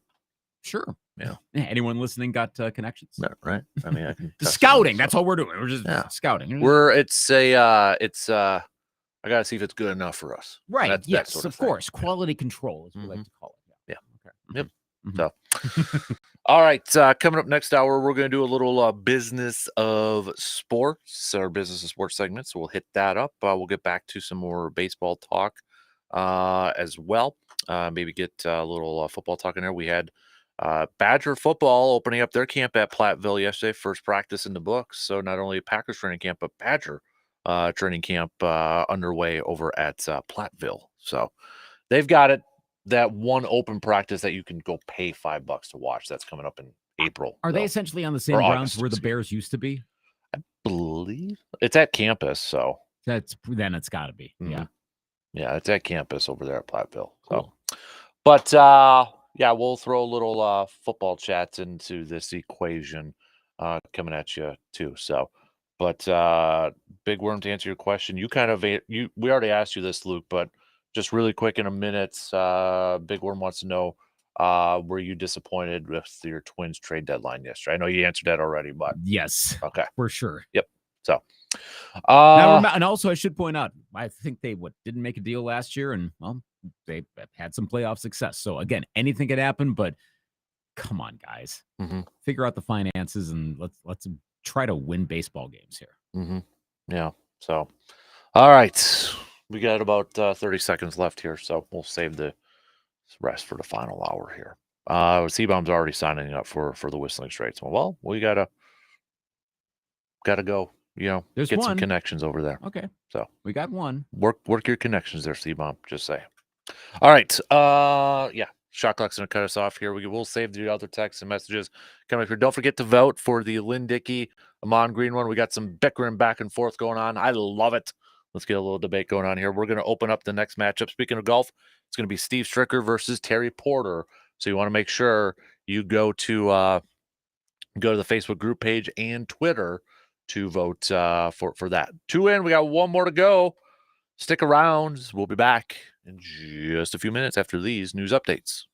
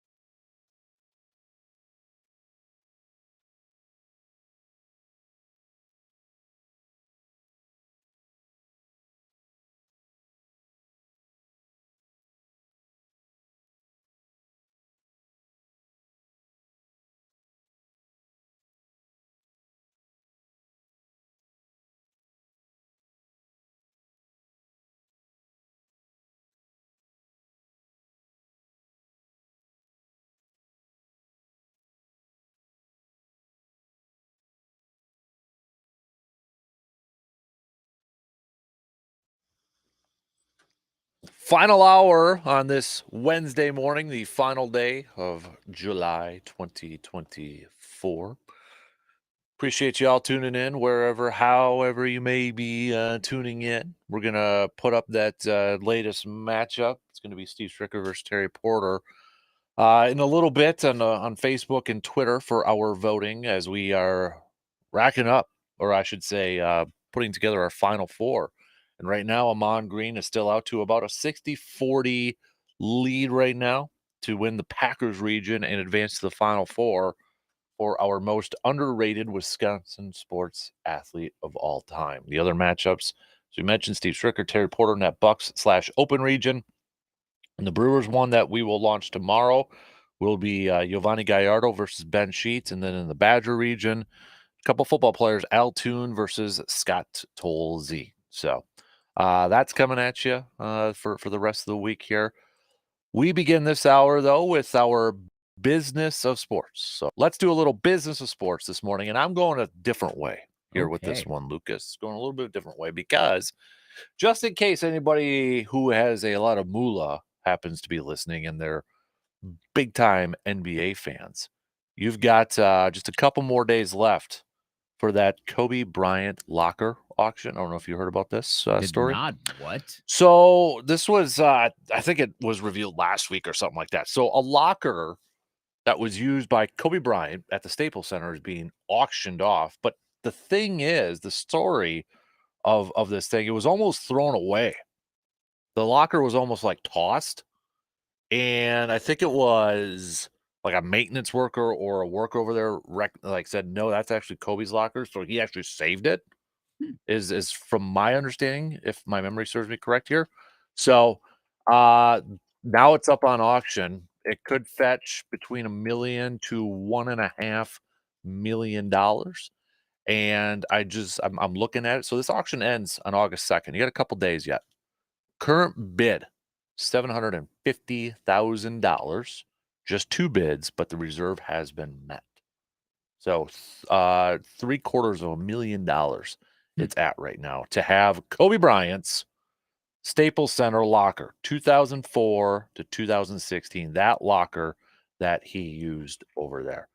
That is some serious cash. If you are a big hoops fan, Kobe fan, whatever the case may be. Could get up to 1.5 million. Wow. Yeah. Yeah. Would you ever consider spending that much money on a Kobe Bryant locker? Assuming I had just this indisposable income, I could do whatever the hell I wanted with it. 100%. Yeah. Okay. Yeah. Yep. What would you do with it? Would you use it? I've always wanted a locker like that. I've always wanted a locker like that. I would probably have it set up, but then I would probably like put in Kobe memorabilia Okay. in it. You know, I wouldn't like put my shorts or anything like that in there, my workout gear. I'd probably like have it set up and then put like other Kobe memorabilia in it. I mean, it looks pretty nice. And I it's love the not- fact that it has one of those high school locker padlocks. You see it? I mean, Yeah. it's like do you remember the combo to open it sort of thing? I love that it has that on there. Yeah, and it's not that complex of a locker. Like I think we've got this idea that nowadays lockers are basically like very small apartments. Mm-hmm. I mean, I know that locker rooms and thus the lockers have evolved a fair amount over the last 2 decades since this would have been installed in 2004. But I mean, it's not. If I didn't know any better, I'd be like, well, that's an interesting piece of cabinetry. Yeah. So the locker was discovered during renovations to the Staples Center in 2018. The entire locker room was destined for trash. When a maintenance worker realized how important Bryant's locker was, he kept it from being thrown away, and it sat in storage for a few years before a private sale brought it to an American collector. The unnamed person was also in possession of Bryant's original locker nameplate, and the two pieces are now being brought to the auction together. So my question is, was Shaq's locker then thrown away? Let's see. So that would have been going back to 2004. Because when did Shaq leave the Lakers? Had to been like shortly after that, right? Yeah, trying to remember, but yeah, because he didn't leave right after that. He left the Lakers. No, that was '04. So he would, Okay. presuming that this was a summer of '04 renovation, which is interesting because Staples Center would have been all of. So that would have been that would have been the last. Yeah, he could have had a locker there. Well, not necessarily. It depends on when that Depends. Yeah, when it could have been like his final year. Probably not though, because that seems interesting that they would have renovated the locker room 5 years after the arena opened because it opened with the '99 and 2000 season, and Shaq left after the loss to the Pistons in the 03-04 season, which would have been '04, summer of '04. They would have redone that, so he would have been gone. So I But don't think did they do the renovation after they lost that fine? That's what they would have done. So it would have been Shaq's locker. No, Shaq would not have gotten one because they would have done it. I presume that they would have done the renovation that summer when he left. Oh yeah, you're right. Yeah, So, I'm thinking of the renovations prior. I'm thinking it's renovation prior to that. Yep, you're right. You're right. So yep. Other than that, okay. So where's the other lockers at? Right, right. Actually, the one I would want is the '99 to presuming again that there was a locker room before that. I want that one. That's where you had the three-peat. Yeah. The Shaq Kobe era. That's the one. That's the formative years. So this is actually like the Kobe Paul Gasol type of era. Yeah. The Kobe goes for what was it? Was 80 or whatever 81. that was. I want to say latter era, but it was. But he played plenty well. Still, it's Kobe Bryant's locker. Still, gosh, I got to deep dive, see if I can find the original locker room from Staples Center, if there are any photos of that. You want to know what else is in this this lot? Yes. Because, technically, I think anybody can bid. They just got to create an account to get approved on here. But Michael Jordan's final career game, Washington Wizards shorts. This has 35 bids on it right now. $14,000. If you want a pair of Wizards shorts over there.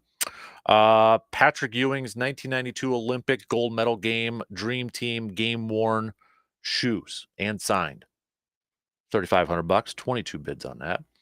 Yao Ming's final career game, game worn sneakers and signed, $50K. Michael Jordan used Louisville Slugger bats. We got nobody's bid on that yet. Starting bid's $50,000. There you go. Why does it say Ahmad Rashad Provenance on it? Does that mean Ahmad had it? Probably. That's what I'm wondering here. I'm trying to see if I can find a little bit of. Interesting. Okay, what else we got? We got a. There's a lot of stuff on here, but here's a couple really cool ones. I love how these look. We've got a Roger Maris New York Yankees batting helmet. That's at $30,000. And a Mickey Mantle Yankees batting helmet, $30,000. Those look sweet. Wow. I'm a little surprised that they're both the same, but maybe it's still early. So, Florence Griffith Joyner's world record setting and gold medal winning 200 meters signed, spiked $50,000. Flojo. Flojo. Yep. And Rafael Nadal's tennis racket that he used in the 06 French Open and the 06 Wimbledon, $11,000. Magic Johnson signed single shoes just at $600. Okay, here you go. KG T-Wolves jersey, game worn, $4,200. So still a decent amount of money. Yeah. Victor Wembanyama's sneakers from last year, $7,000. Oh gosh, the thing is, you might be getting a steal on that. That's true. That's true. So, I like if anyone's in on Wemby stuff, it's a risky thing. Buy now. A year from now, I think that could be pretty pricey. I'm curious, does anybody have, and you can remain anonymous if you want, like, what is the most unique sports memorabilia thing? Has anybody ever gone to an auction and tried bidding for one of these things? Wow, I've never been to an auction. I mean, to bid. I've never done that. I mean, I've done online stuff for like an autograph thing, but like eBay it or something like that. Pristine Auction I've used, but it's mostly they're just autograph stuff. But gosh, like that's the thing is like we all wish we had more money. I'd rather have game memorabilia stuff than autograph stuff, to be honest with you. but that stuff is so much more expensive. Mm-hmm. You know, it's just like I would love to have that Mickey Mantle batting helmet. The most important thing is if you've gotten something that you know was part of a sports happening. Mm-hmm. Like this jersey was worn in, let's say, the Ice Bowl. Right. Okay. Right. Yeah. Wow, I can point to that every time the film comes up. Like, see that jersey that guy's wearing on the I got that. Mm-hmm. Ooh, that's a thing. Would you rather have like that game used, game worn, or like stadium seat than say an autograph or something? Yeah. Yes, I would. I mean, autographs are cool because you did get it essentially that. Now that's really personal. You've got a little bit of that person in your possession. Mm-hmm. If you really think about it, you do. So that's of course the appeal to an autograph. Mm-hmm. But it's extra cool to know that the thing you've got was, I mean, I suppose the autograph is part of the history too, in its own way, but it's something more tangible. You can put on, I mean, if you want to, you could put on that jersey. You could sit at that locker room and like look up at it and be like, Kobe Bryant probably was sitting looking at that locker room at some point while he's getting ready to, all of that is Mm-hmm. there. So yeah, I would prefer to have something like that. Mm-hmm. All things being equal. Right. Gosh. Yeah, man. I'm trying to think of like what other. I think we've had this topic once in a while here before, but I like when your office. You got some cool stuff like the old pennants and that. I wish I would have kept my old pennants. Yeah. I wish I would have kept my old, because now I go on eBay. I'm like, I'll look on some of the pennants I used to have as a kid. And it's like just like I had a Shaq Rookie of the Year one. Now it's like I can't. I'm not spending $50 or whatever it is for a pennant. So I wonder. I'm looking up, like, can I find? I was just looking up to see that, like the Bucks pennant that I have. And the thing is, I can't tell how many. Okay, I think I see one. Yeah, that's like $20. They're not that. I think it depends on specifically, like if it's more of a rare version of something, then it's going to be pricier. So yeah, I mean, lesson to your kids: let them keep all the sports stuff that they have. Well, right. I'm a lot of these. I know they don't reveal who won these auctions and such, but I'm curious to whoever's bidding on that Kobe locker what they're going to do with it. Yeah. Well, okay. So do you put it up in glass? Do you put it in your man cave somewhere? Mm-hmm. Do you put it in a museum so other people can see it? Do you flip it?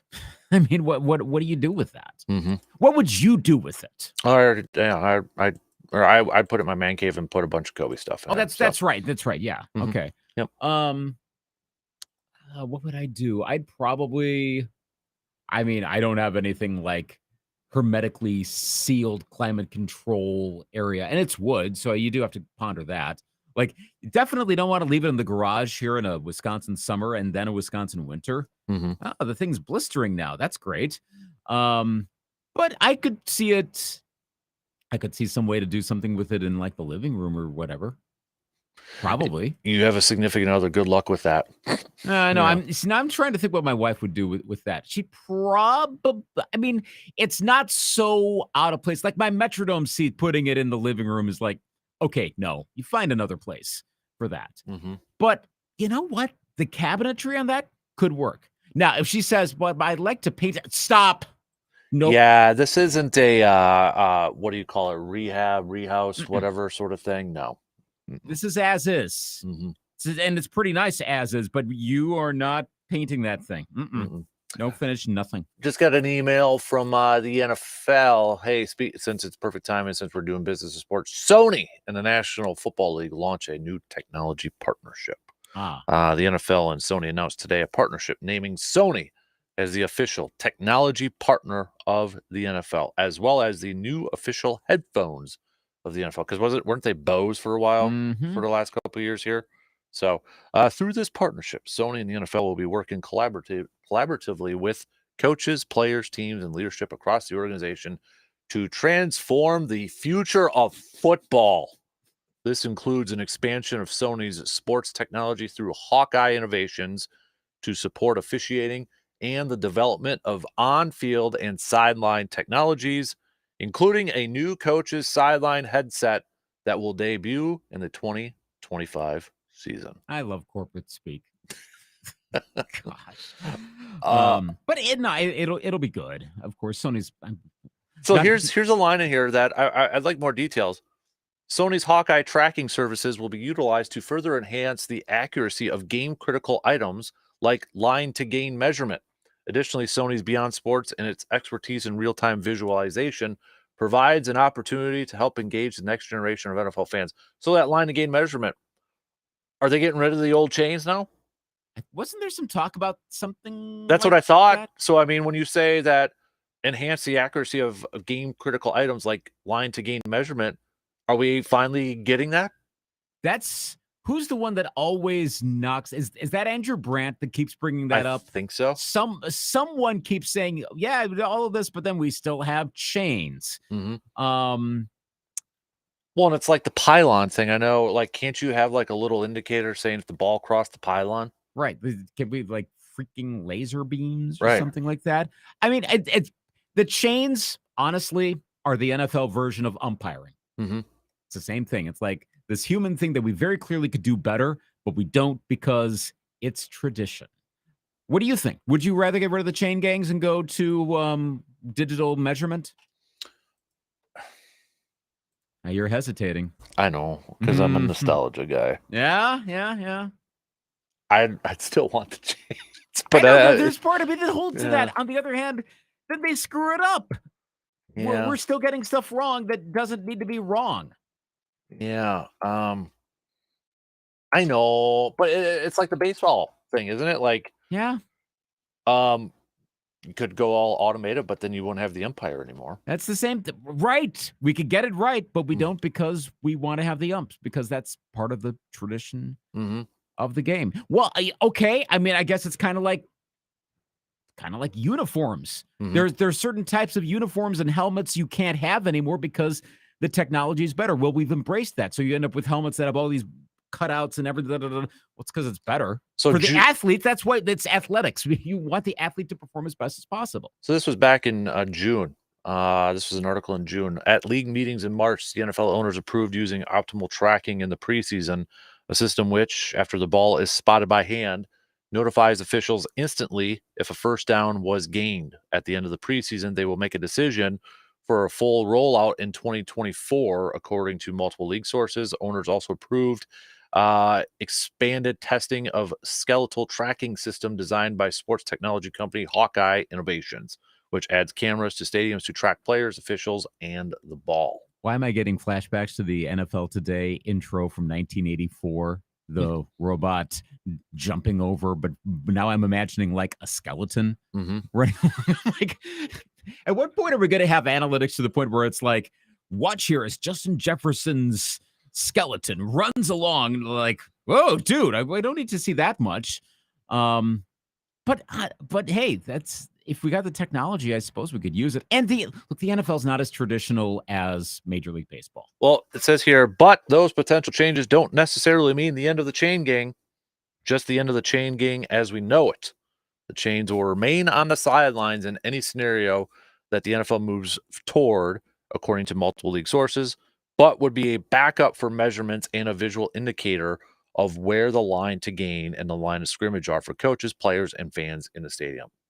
So just for looks? So it's pretty much just for looks. Really? So here's where I think a scenario is going to develop now. I'll go back to one of the write-ups here. It says here that after the ball is spotted by hand, that will notify officials instantly if a first down was gained. You know what that's going to turn into? Did they spot it correctly? Yep. That's the next part. That's going to be the next part. That's already kind of a thing of where they spot the ball, but even more so. Because you can challenge that. You can challenge the spot of the ball. Right. But that's going to be the next quote-unquote technology thing. That wherever the ball carrier goes down, there's going to be that technology that says that's where the ball's at. Well, right. Because, I mean, if I'm thinking this through, and maybe I'm wrong on this, someone who knows the technology would have the final answer. But my presumption is if you had something in the ball, some sort of sensor in the ball, which is pretty easy to do. Just make sure it's inflated. Thank you, Tom Brady.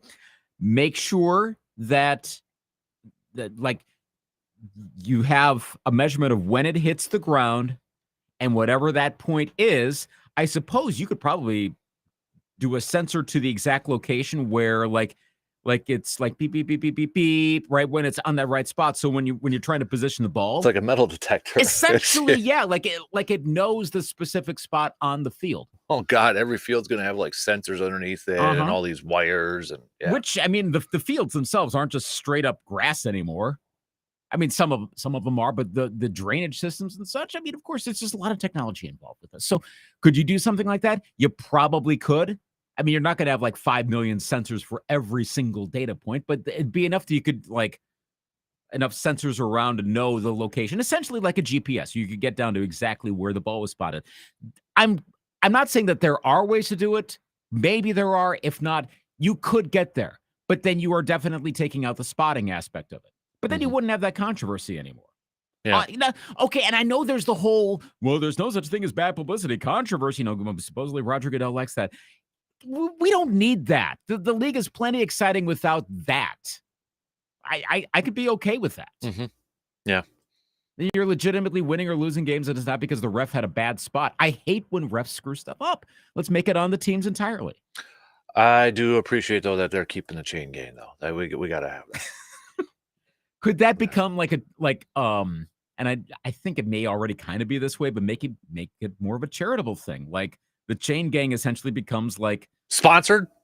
oh gosh, I wasn't going in that direction, but you're with your corporate champions, Sony. Hey, but I was thinking more like for some reason I'm jumping right to the University of Iowa, like the Children's Hospital. Oh yeah. But could you do something like that? And if the chain gang really doesn't matter outside of looks, as make it so that this is an opportunity for people. But I do like where they said too, as a fan, if you're at the stadium, you don't know how close you are to a first down. Well, there's also, I mean, that's true. Like, And coaches and players, how many times are they like going up the sideline and trying to see it and all that? It's a visual reference. So, I mean, in that regard, the chain gang probably is not going to go away because, again, visuals. I mean, theoretically, you don't really need to have markers on the field. You could do a completely digital virtual field, and the field could just be flat green. You could do that and play the game, but then visually speaking for us, be like, what? We'd be kind of confused. Just a wee bit. But you could do that. So, yeah, in that regard, I guess it does make sense for having the chain gang out there. How did they ever play in the 30s and the 40s and the 60s? I mean, for crying out loud now. I mean, how did they ever play football games back then? See, that wasn't real football till the Super Bowl came around. Remember, none of that counts. Yeah. None of Well, even then, how did they play in the 70s and all that? I mean, for crying out loud. Jeez. Wow. Bud. That sucked. Yeah. All right. That's your business of sports for this morning. Let's take a quick break. We'll be back. We'll get back to some more baseball talk. We'll throw a little training camp talk in and all that fun stuff after these quick words.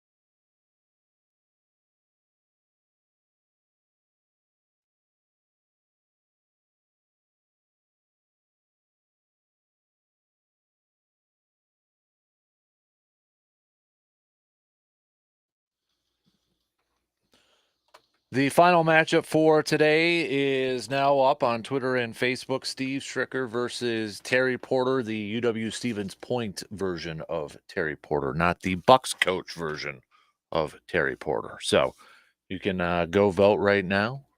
Sorry, Lynn Dickey fans, but Mon Green's vote keeps getting a little bit higher out there. So got to go make a case. Got to go make a case why you're voting for Lynn Dickey, or why it should be Lynn Dickey to advance through this thing. So that's why it's voted on by you. Oh, hey, I think the Rays are actually going to get their stadium now, like for reals. Nice. Yeah, I just saw there was a vote last night, and I'm trying to see, is there something else? But apparently it's the final hurdle, I think. So you'll hear more eventually at some point, but it looks like they're actually going to get a replacement for Tropicana Field. Nice. To be like literally right next door to it. But yeah, I think it's really going to happen.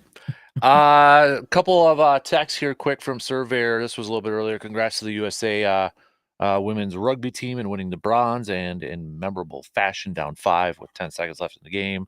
Stud Alex Cedric breaks one tackle, stiff arms another to the ground, and breaks a 94-meter run to tie it and win it with an easy conversion kick. If you haven't watched it, please do. You don't have to understand the game to know how big of a moment it was. Also, he said, okay, not me, but my neighbor growing up was a massive Elvis fan. He had a huge collection with jumpsuits, gold albums, movie posters. But his weird thing he had was allegedly, he puts in caps, a pair of the King's underwear. He had it in a glass case on display next to the jumpsuits. Is there any scenario where you would want a celebrity's underwear? First of all, I think Surveyor, when he has to start off by saying it's not me, I think that does point into question that maybe it was something to do with Surveyor. But This asking for a friend. yeah, sort of thing. No, I don't think so. No. Even celebrity crush. That's That just gets creepy. Yes, it is.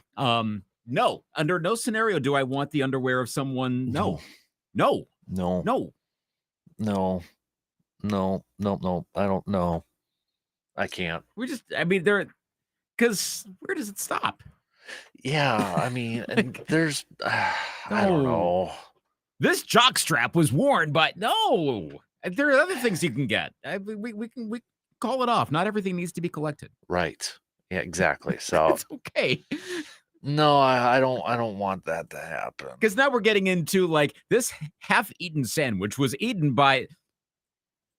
Then you probably got weird people saying they can extract DNA from it and all that. That's true. Yes, absolutely. I don't want that. I don't know. We don't need to grow somebody in a petri dish or something like that. So no, thank you. No, recreate athletes. Yeah, we don't need to do that. No, thank you. So yes, the future is going to be comprised of AI athletes versus petri dish created athletes, all from like the 1960s. Yeah, I can't do that. No thanks. So, boy, I bet that costs a lot though. It's probably worth a ton, right? Oh yeah, it's probably worth a ton. So I'm sure it is. I just what's going to happen because they do this now with cards. They'll cut it up and put it in a trading card. That's right. Which I've wondered about, like how much I get jacked over like part of a game-worn jersey that's cut up and put like. It used to be a thing when I was younger to get a card like that. Now I feel like it's all over the place where you could easily get one. Like I just remember as a kid, if I opened what I never did as a kid, because I mean I thought it was a lot rare, but to open up like holy crap, now I feel like that lust is a little bit not there.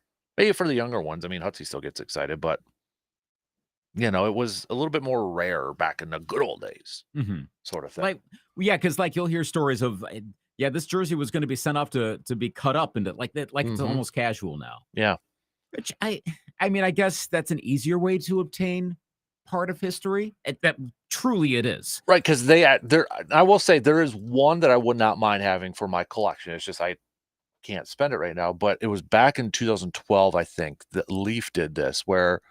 They actually, I think they cut up a jacket of his Lombardi.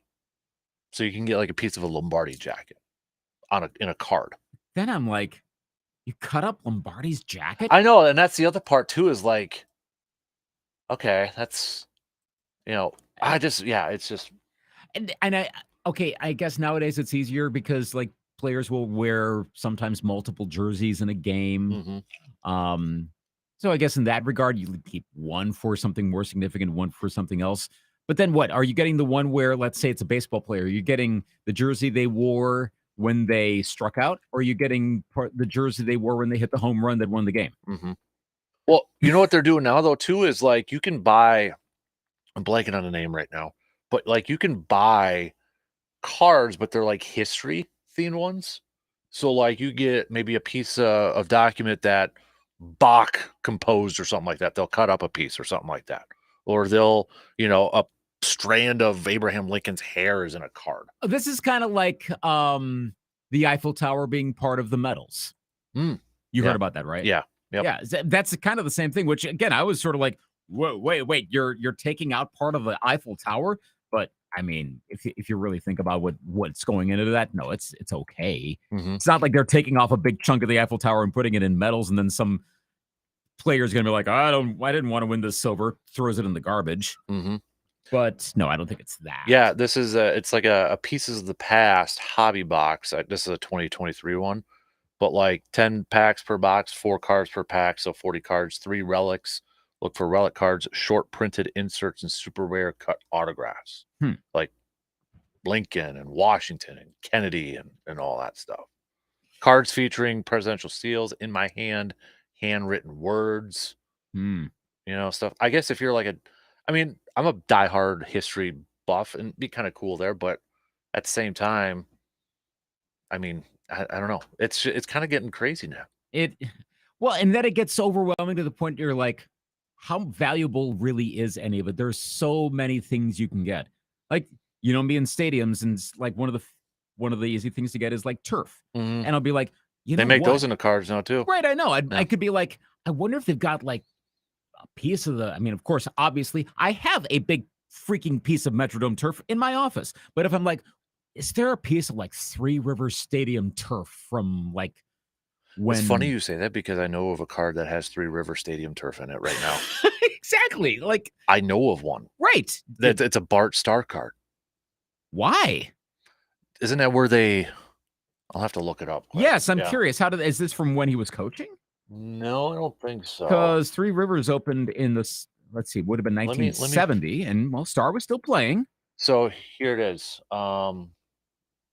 It's a 2001 hash marks Three River Stadium game used turf Donruss with Bart Starr. Let me see if I can find more info on it for you. That's interesting. But like, there's so many out there that you're like, ooh, I get this piece of turf that all these 70s, 80s, thinking of like that era of AstroTurf. And then you go, oh, there's a whole bunch out here. Oh, okay, stop. Because the value isn't necessarily there. And also, is it going to end up in a drawer and I'm going to forget about it? And that's just turf. Then there are all those other aspects of sports. To each their own. They have different things that they like. And it doesn't really say why Bart's on the one. I'm looking at eBay listings right now. So I'm trying to make a connection between Bart Starr and Three Rivers Stadium, which I'm struggling with. I'm not quite sure right now, but if I find something apropos, by the way, apropos of nothing, this is a total zag here, but Team USA's beach volleyball team's playing France right now live. So I've got this up here in the studio. I see why they stuck it right by the Eiffel Tower. But shots showing volleyball, and then every so often the camera will pan up, and there's the Eiffel Tower looming over the beach volleyball court. Oh gosh, they nailed it. Paris nailed it with that one. It looks really, really cool. Team USA, by the way, leading 1-0 in the current match. Gotcha. Yep. But yeah, that looks, I'm sure you'll see the highlights later on tonight, but if you want to watch it live, it's happening. Gold Zone I got on right now for the first time. Have you watched the Gold Zone yet? I have not watched the Gold Basically, Zone. Basically, it's Red Zone. Well, you've got Peacock? Yeah. Or no, I don't anymore. I don't think so. You went out after the wild card game.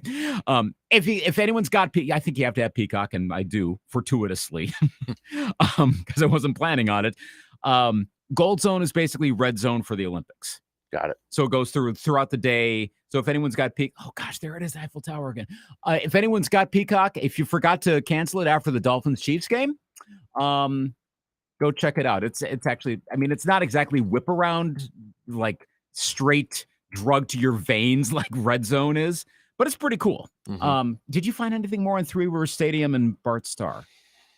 I mean, I'm trying to find his career ended in 1970. I'm trying to, it's like 71 was the end of his career, and Three Rivers opened in 70. Yeah, I'm trying to find it. Was his last game there or something? I mean, the card doesn't really say a whole lot on there.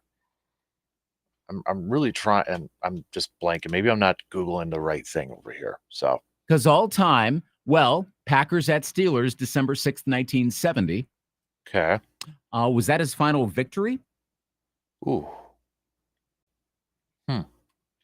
Bart Starr's final game-winning drive came against the Bears November 15th, 1970. Let me see if I can find Pro Football Because he Reference. barely played in 71, if memory serves me right. I think I could be completely wrong in that, but I seem to recall, like, by the end, he played 4 games in 1971. Let me see if I can find some game logs on this thing here. That's standings. I might take me a little bit longer here to kind of do that. So, but yeah, speaking of the turf, what I was going to say, do you remember? Maybe they still do. Like, I remember like Fanatics, or you go like to NFLshop.com, they would sell like turf pieces or dirt, infield dirt place, that sort of stuff. Yeah. Do they still do that? I don't know if they do. I wouldn't be surprised if they do. Even though I know value is going up and everything, and now you'll get it like whole turf fields are taken by other, are essentially reused to be put in other facilities. Side note, Memorial's Field's looking really nice. So been driving by it, but anyway, go on. 1970 Green Bay at Pittsburgh. Green Bay did win that one. Then Green Bay lost the next two in 1970.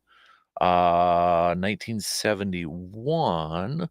Let me just bring it up here just in case. Never know, right? 1971. 1971 loss, tie, win, but that was in Green Bay. So 1971, December 12th, Green Bay defeated Chicago, but he only threw one pass. So yeah, that might have been. Well, and I'm going through a slideshow right now, all time. No, that's showing, because there's a photo from that game I'm seeing on Packers.com. So that was his last win as a starter, it looks like. Okay. Yep, that's his last win as a starter. Well, and also and that same slideshow, it's an all-time Steelers Packers slideshow at Packers.com. And there's a photo I see in the snow at Three Rivers, and there's the caption: Bart Starr's photo 20 of 37. Bart Starr, then a 37-year-old 10-year veteran, threw 2 second-half TD passes and brought his team from behind to defeat the Steelers. And they show the play as a fumbled snap on the extra point, but showing Mel Blount rushing in. Okay, so that would explain that. That would explain it. Okay. Wow, what sleuthing we were doing there. That's kind of cool, actually. I think it's stretching it a bit. It is, yes. That would not have been my first thought of something like pick your favorite player and then imagine like their last whatever. Yeah. That's not the first thing that would necessarily come to mind, but so that was his last win as a starting quarterback. Yep, because the other ones were losses, and the one win against Chicago, he was not a starter, and he threw one pass. So that's why that's oh my gosh, that's the first season of Tartan Turf. Well, you said that's on eBay? Yeah, and I've actually, I mean, one of the local shops here has it too. So that card. Oh my gosh. So. Oh my gosh. Turf, random old stadium enthusiast that I am. You got between that and the yearbooks, my collection's gonna be starting to expand at a bad time. Yeah. This is right when we're like, hey, you know what? We need to thin some stuff out. Hey, Marie, guess what I got? I got some turf from 1970. What? Yep. There you go, man. Gosh.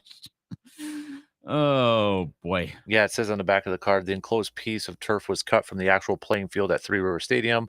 The piece of authentic game-used turf was obtained and is guaranteed by the Donruss Trading Card Company. Then they got a photo. saying this is a photo of the actual stadium from which this swatch was taken. So, Gosh.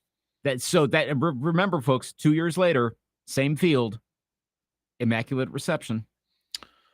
and they also have a Emmett Smith one with Three Rivers. So maybe there's a Steve Largent one. So maybe they just cut up a bunch of Three River Stadium and tried to find people to attach to it. There's a Steve Largent one.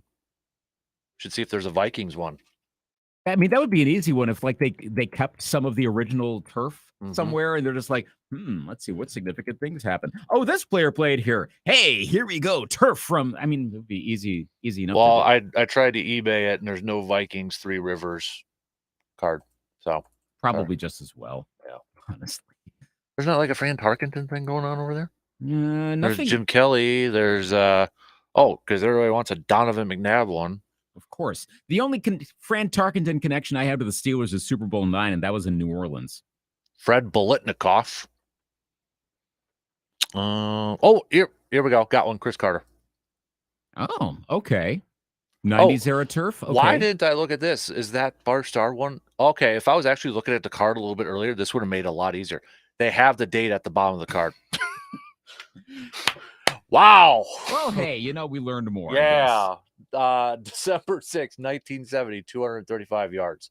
But it didn't explain the significance of that. Right. So still needed to figure that out. The Carter date is October 15th, 1990, 151 yards. Oh, wow. With the Eagles, right? Was he still with the Eagles at that point, or was he with the Vikings? Oh, gosh. It's a Vikings card, so. Oh, okay. Yeah, duh. I'm trying to remember when he moved over. That's right. It was 1990 that he joined when he joined the Vikings. Yeah. Interesting. All right.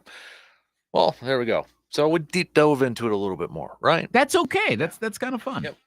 All right. We'll take a quick break here, and we'll do some picks and predicts coming up after these few words.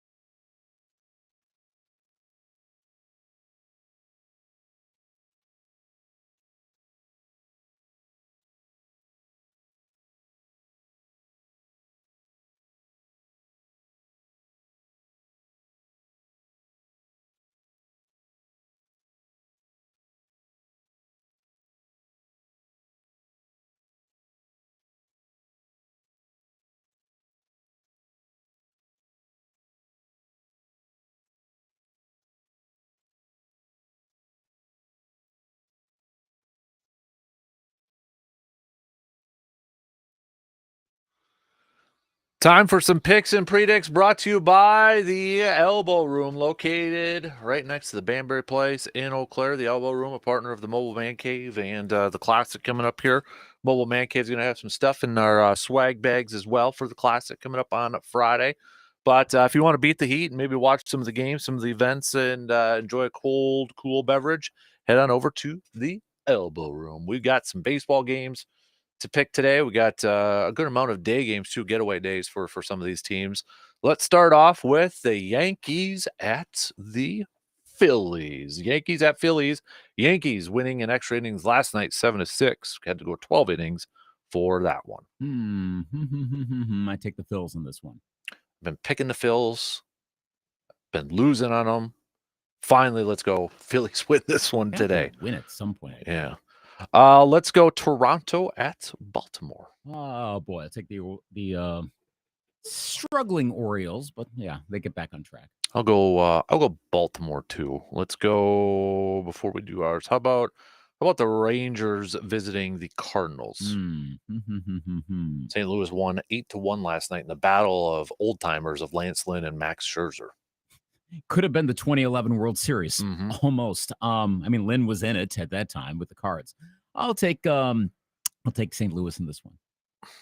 And strike that. I'm changing Rangers, taking the Rangers. Okay. Yep. They change. Yep. I'll go with the Rangers as well. Seattle at Boston. Oh boy. Seattle did win last night 10-6. I'll take the Mariners.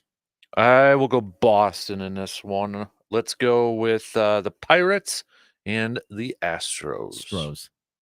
Okay, that was quick. Yep. I'll go Astros too. How about Dodgers at the Padres? Let's see, Clayton Kershaw on the mound against the recently no-hitter Dylan Cease. I'll take the Pods. By the way, no-hitters, how not big of a deal are they anymore? I mean, once in a while, but I mean, you just mentioned no-hitter. How many people kind of already forgot about that? Well, I will say this one felt like a bigger deal, if only because it feels like it's been a while since we've had one. But for a while there, was it last year that it felt like there were no hitters like every week? Right. It was like, oh, everyone gets a no hitter. Or combined no hitters now. That's the thing. The combined ones are really watering it down. So yeah, oh, hey, one pitcher threw a no hitter. Imagine going back to a baseball fan even 20 years ago to say a one-pitcher no-hitter was a big thing. They'd be like, "What did the sport collapse? What happened?" And now it's like, "Oh, cool! They had 5 pitchers combined no-hitter. That's commonplace nowadays." Shout out to Hudson though. He did pitch a perfect game yesterday in his MLB The Show game with Freddie Peralta. Wow, there you go. Against was it the Astros? Who was it against? Took down the cheaters. Who? Tigers. Oh, okay, never mind. So yeah, pitched a perfect game last night. Barely too. A center fielder barely caught that last out too. I was watching him. So always happens in the no hitters. There's always one miracle catch, right? So let's go then with your Twinnies at the Mets. I'll take the Mets in this one. The Twins will get back on track, but it's just like a bad series right now. I'll go with the Twins. Atlanta at Milwaukee. Braves. Chris Sale versus Freddie Peralta. Chris Sale, yeah. And of course, how many times have I been super confident in a pitcher leading a team to a win, and then the opposite happens? Chris Sale will get blown up by the second half. I'll say his last really bad outing was beginning of June. I think beginning of June when I was looking at it this morning. So maybe he's due. Yeah, that's the only positive thing I have to say. I think so. But Braves. Yeah, probably. I'll go with the odds on this one. Men's gymnastics all around at the Olympics starts at 10:30 today. Okay. Will an American medal? Fair. Yes. Yes. Okay. Yeah. I will say no. Okay. No. And then the women's are coming up. Why do you hate America? I do actually. Go Bulgaria! Coming up tomorrow is the women, by the way. Okay. So all around final. Then we get the individuals for the weekend. But we'll see what happens. I mean, so we still get more Simone, or is she done? Yeah, there'll be more because again, like I said, the all around comes up. So she could still win some more golds. There's plenty more to go. Okay. And to say nothing of the individual events as well. Just because the way they were saying it, the most decorated, I'm like, okay, so is she done? That's sort of just thing. because we But got through the teams. gotcha. But Okay. there is more to go. I believe it's today men, tomorrow women, and then I think Friday's off. And I want to say off the top of my head, Saturday, Sunday, Monday are the remainders combined between men and women. I mean, NBC will talk about it plenty. Mhm. And again, the events themselves are like late morning, very early afternoon is when they tend to happen live if you want to go that route. Got it. All right. So that means Owens is further missing time with the Bears. People are going to start to complain about that. So are we? Why is he not playing in the Hall of Fame game tomorrow? Oh my gosh, come on, football. How many Packers fans were not super enthused about Simone Biles now that she is a traitor because Jonathan Owens is a Bear? They're probably not. I mean, let's face it, the team account's probably not tweeting and posting about Simone Biles anymore like they were last year. I would imagine they've probably moved on, but that's okay. Yeah. We can separate this out here. It's not Simone Biles' fault that Jonathan Owens is a Bear. Mm-hmm. No. So, okay. We only got about a few seconds till the shot clock cuts off. So, there you go. See, Thanks for the reminder that there's a game tomorrow night too. Yeah, Hall of Fame game. Caleb Williams not playing. No starters for the Bears are playing, by the way. So you get to see those new Texans uniforms too. Yeah. Ooh. Yeah. All right. Laundry. Yeah, Hall of Fame induction and all that. Flying under the radar a little bit, I feel Forgot like. about it again. Yep. Oh. Have a good rest of your day. Stay cool. DP and Danitz are up next. We'll talk to you again tomorrow morning.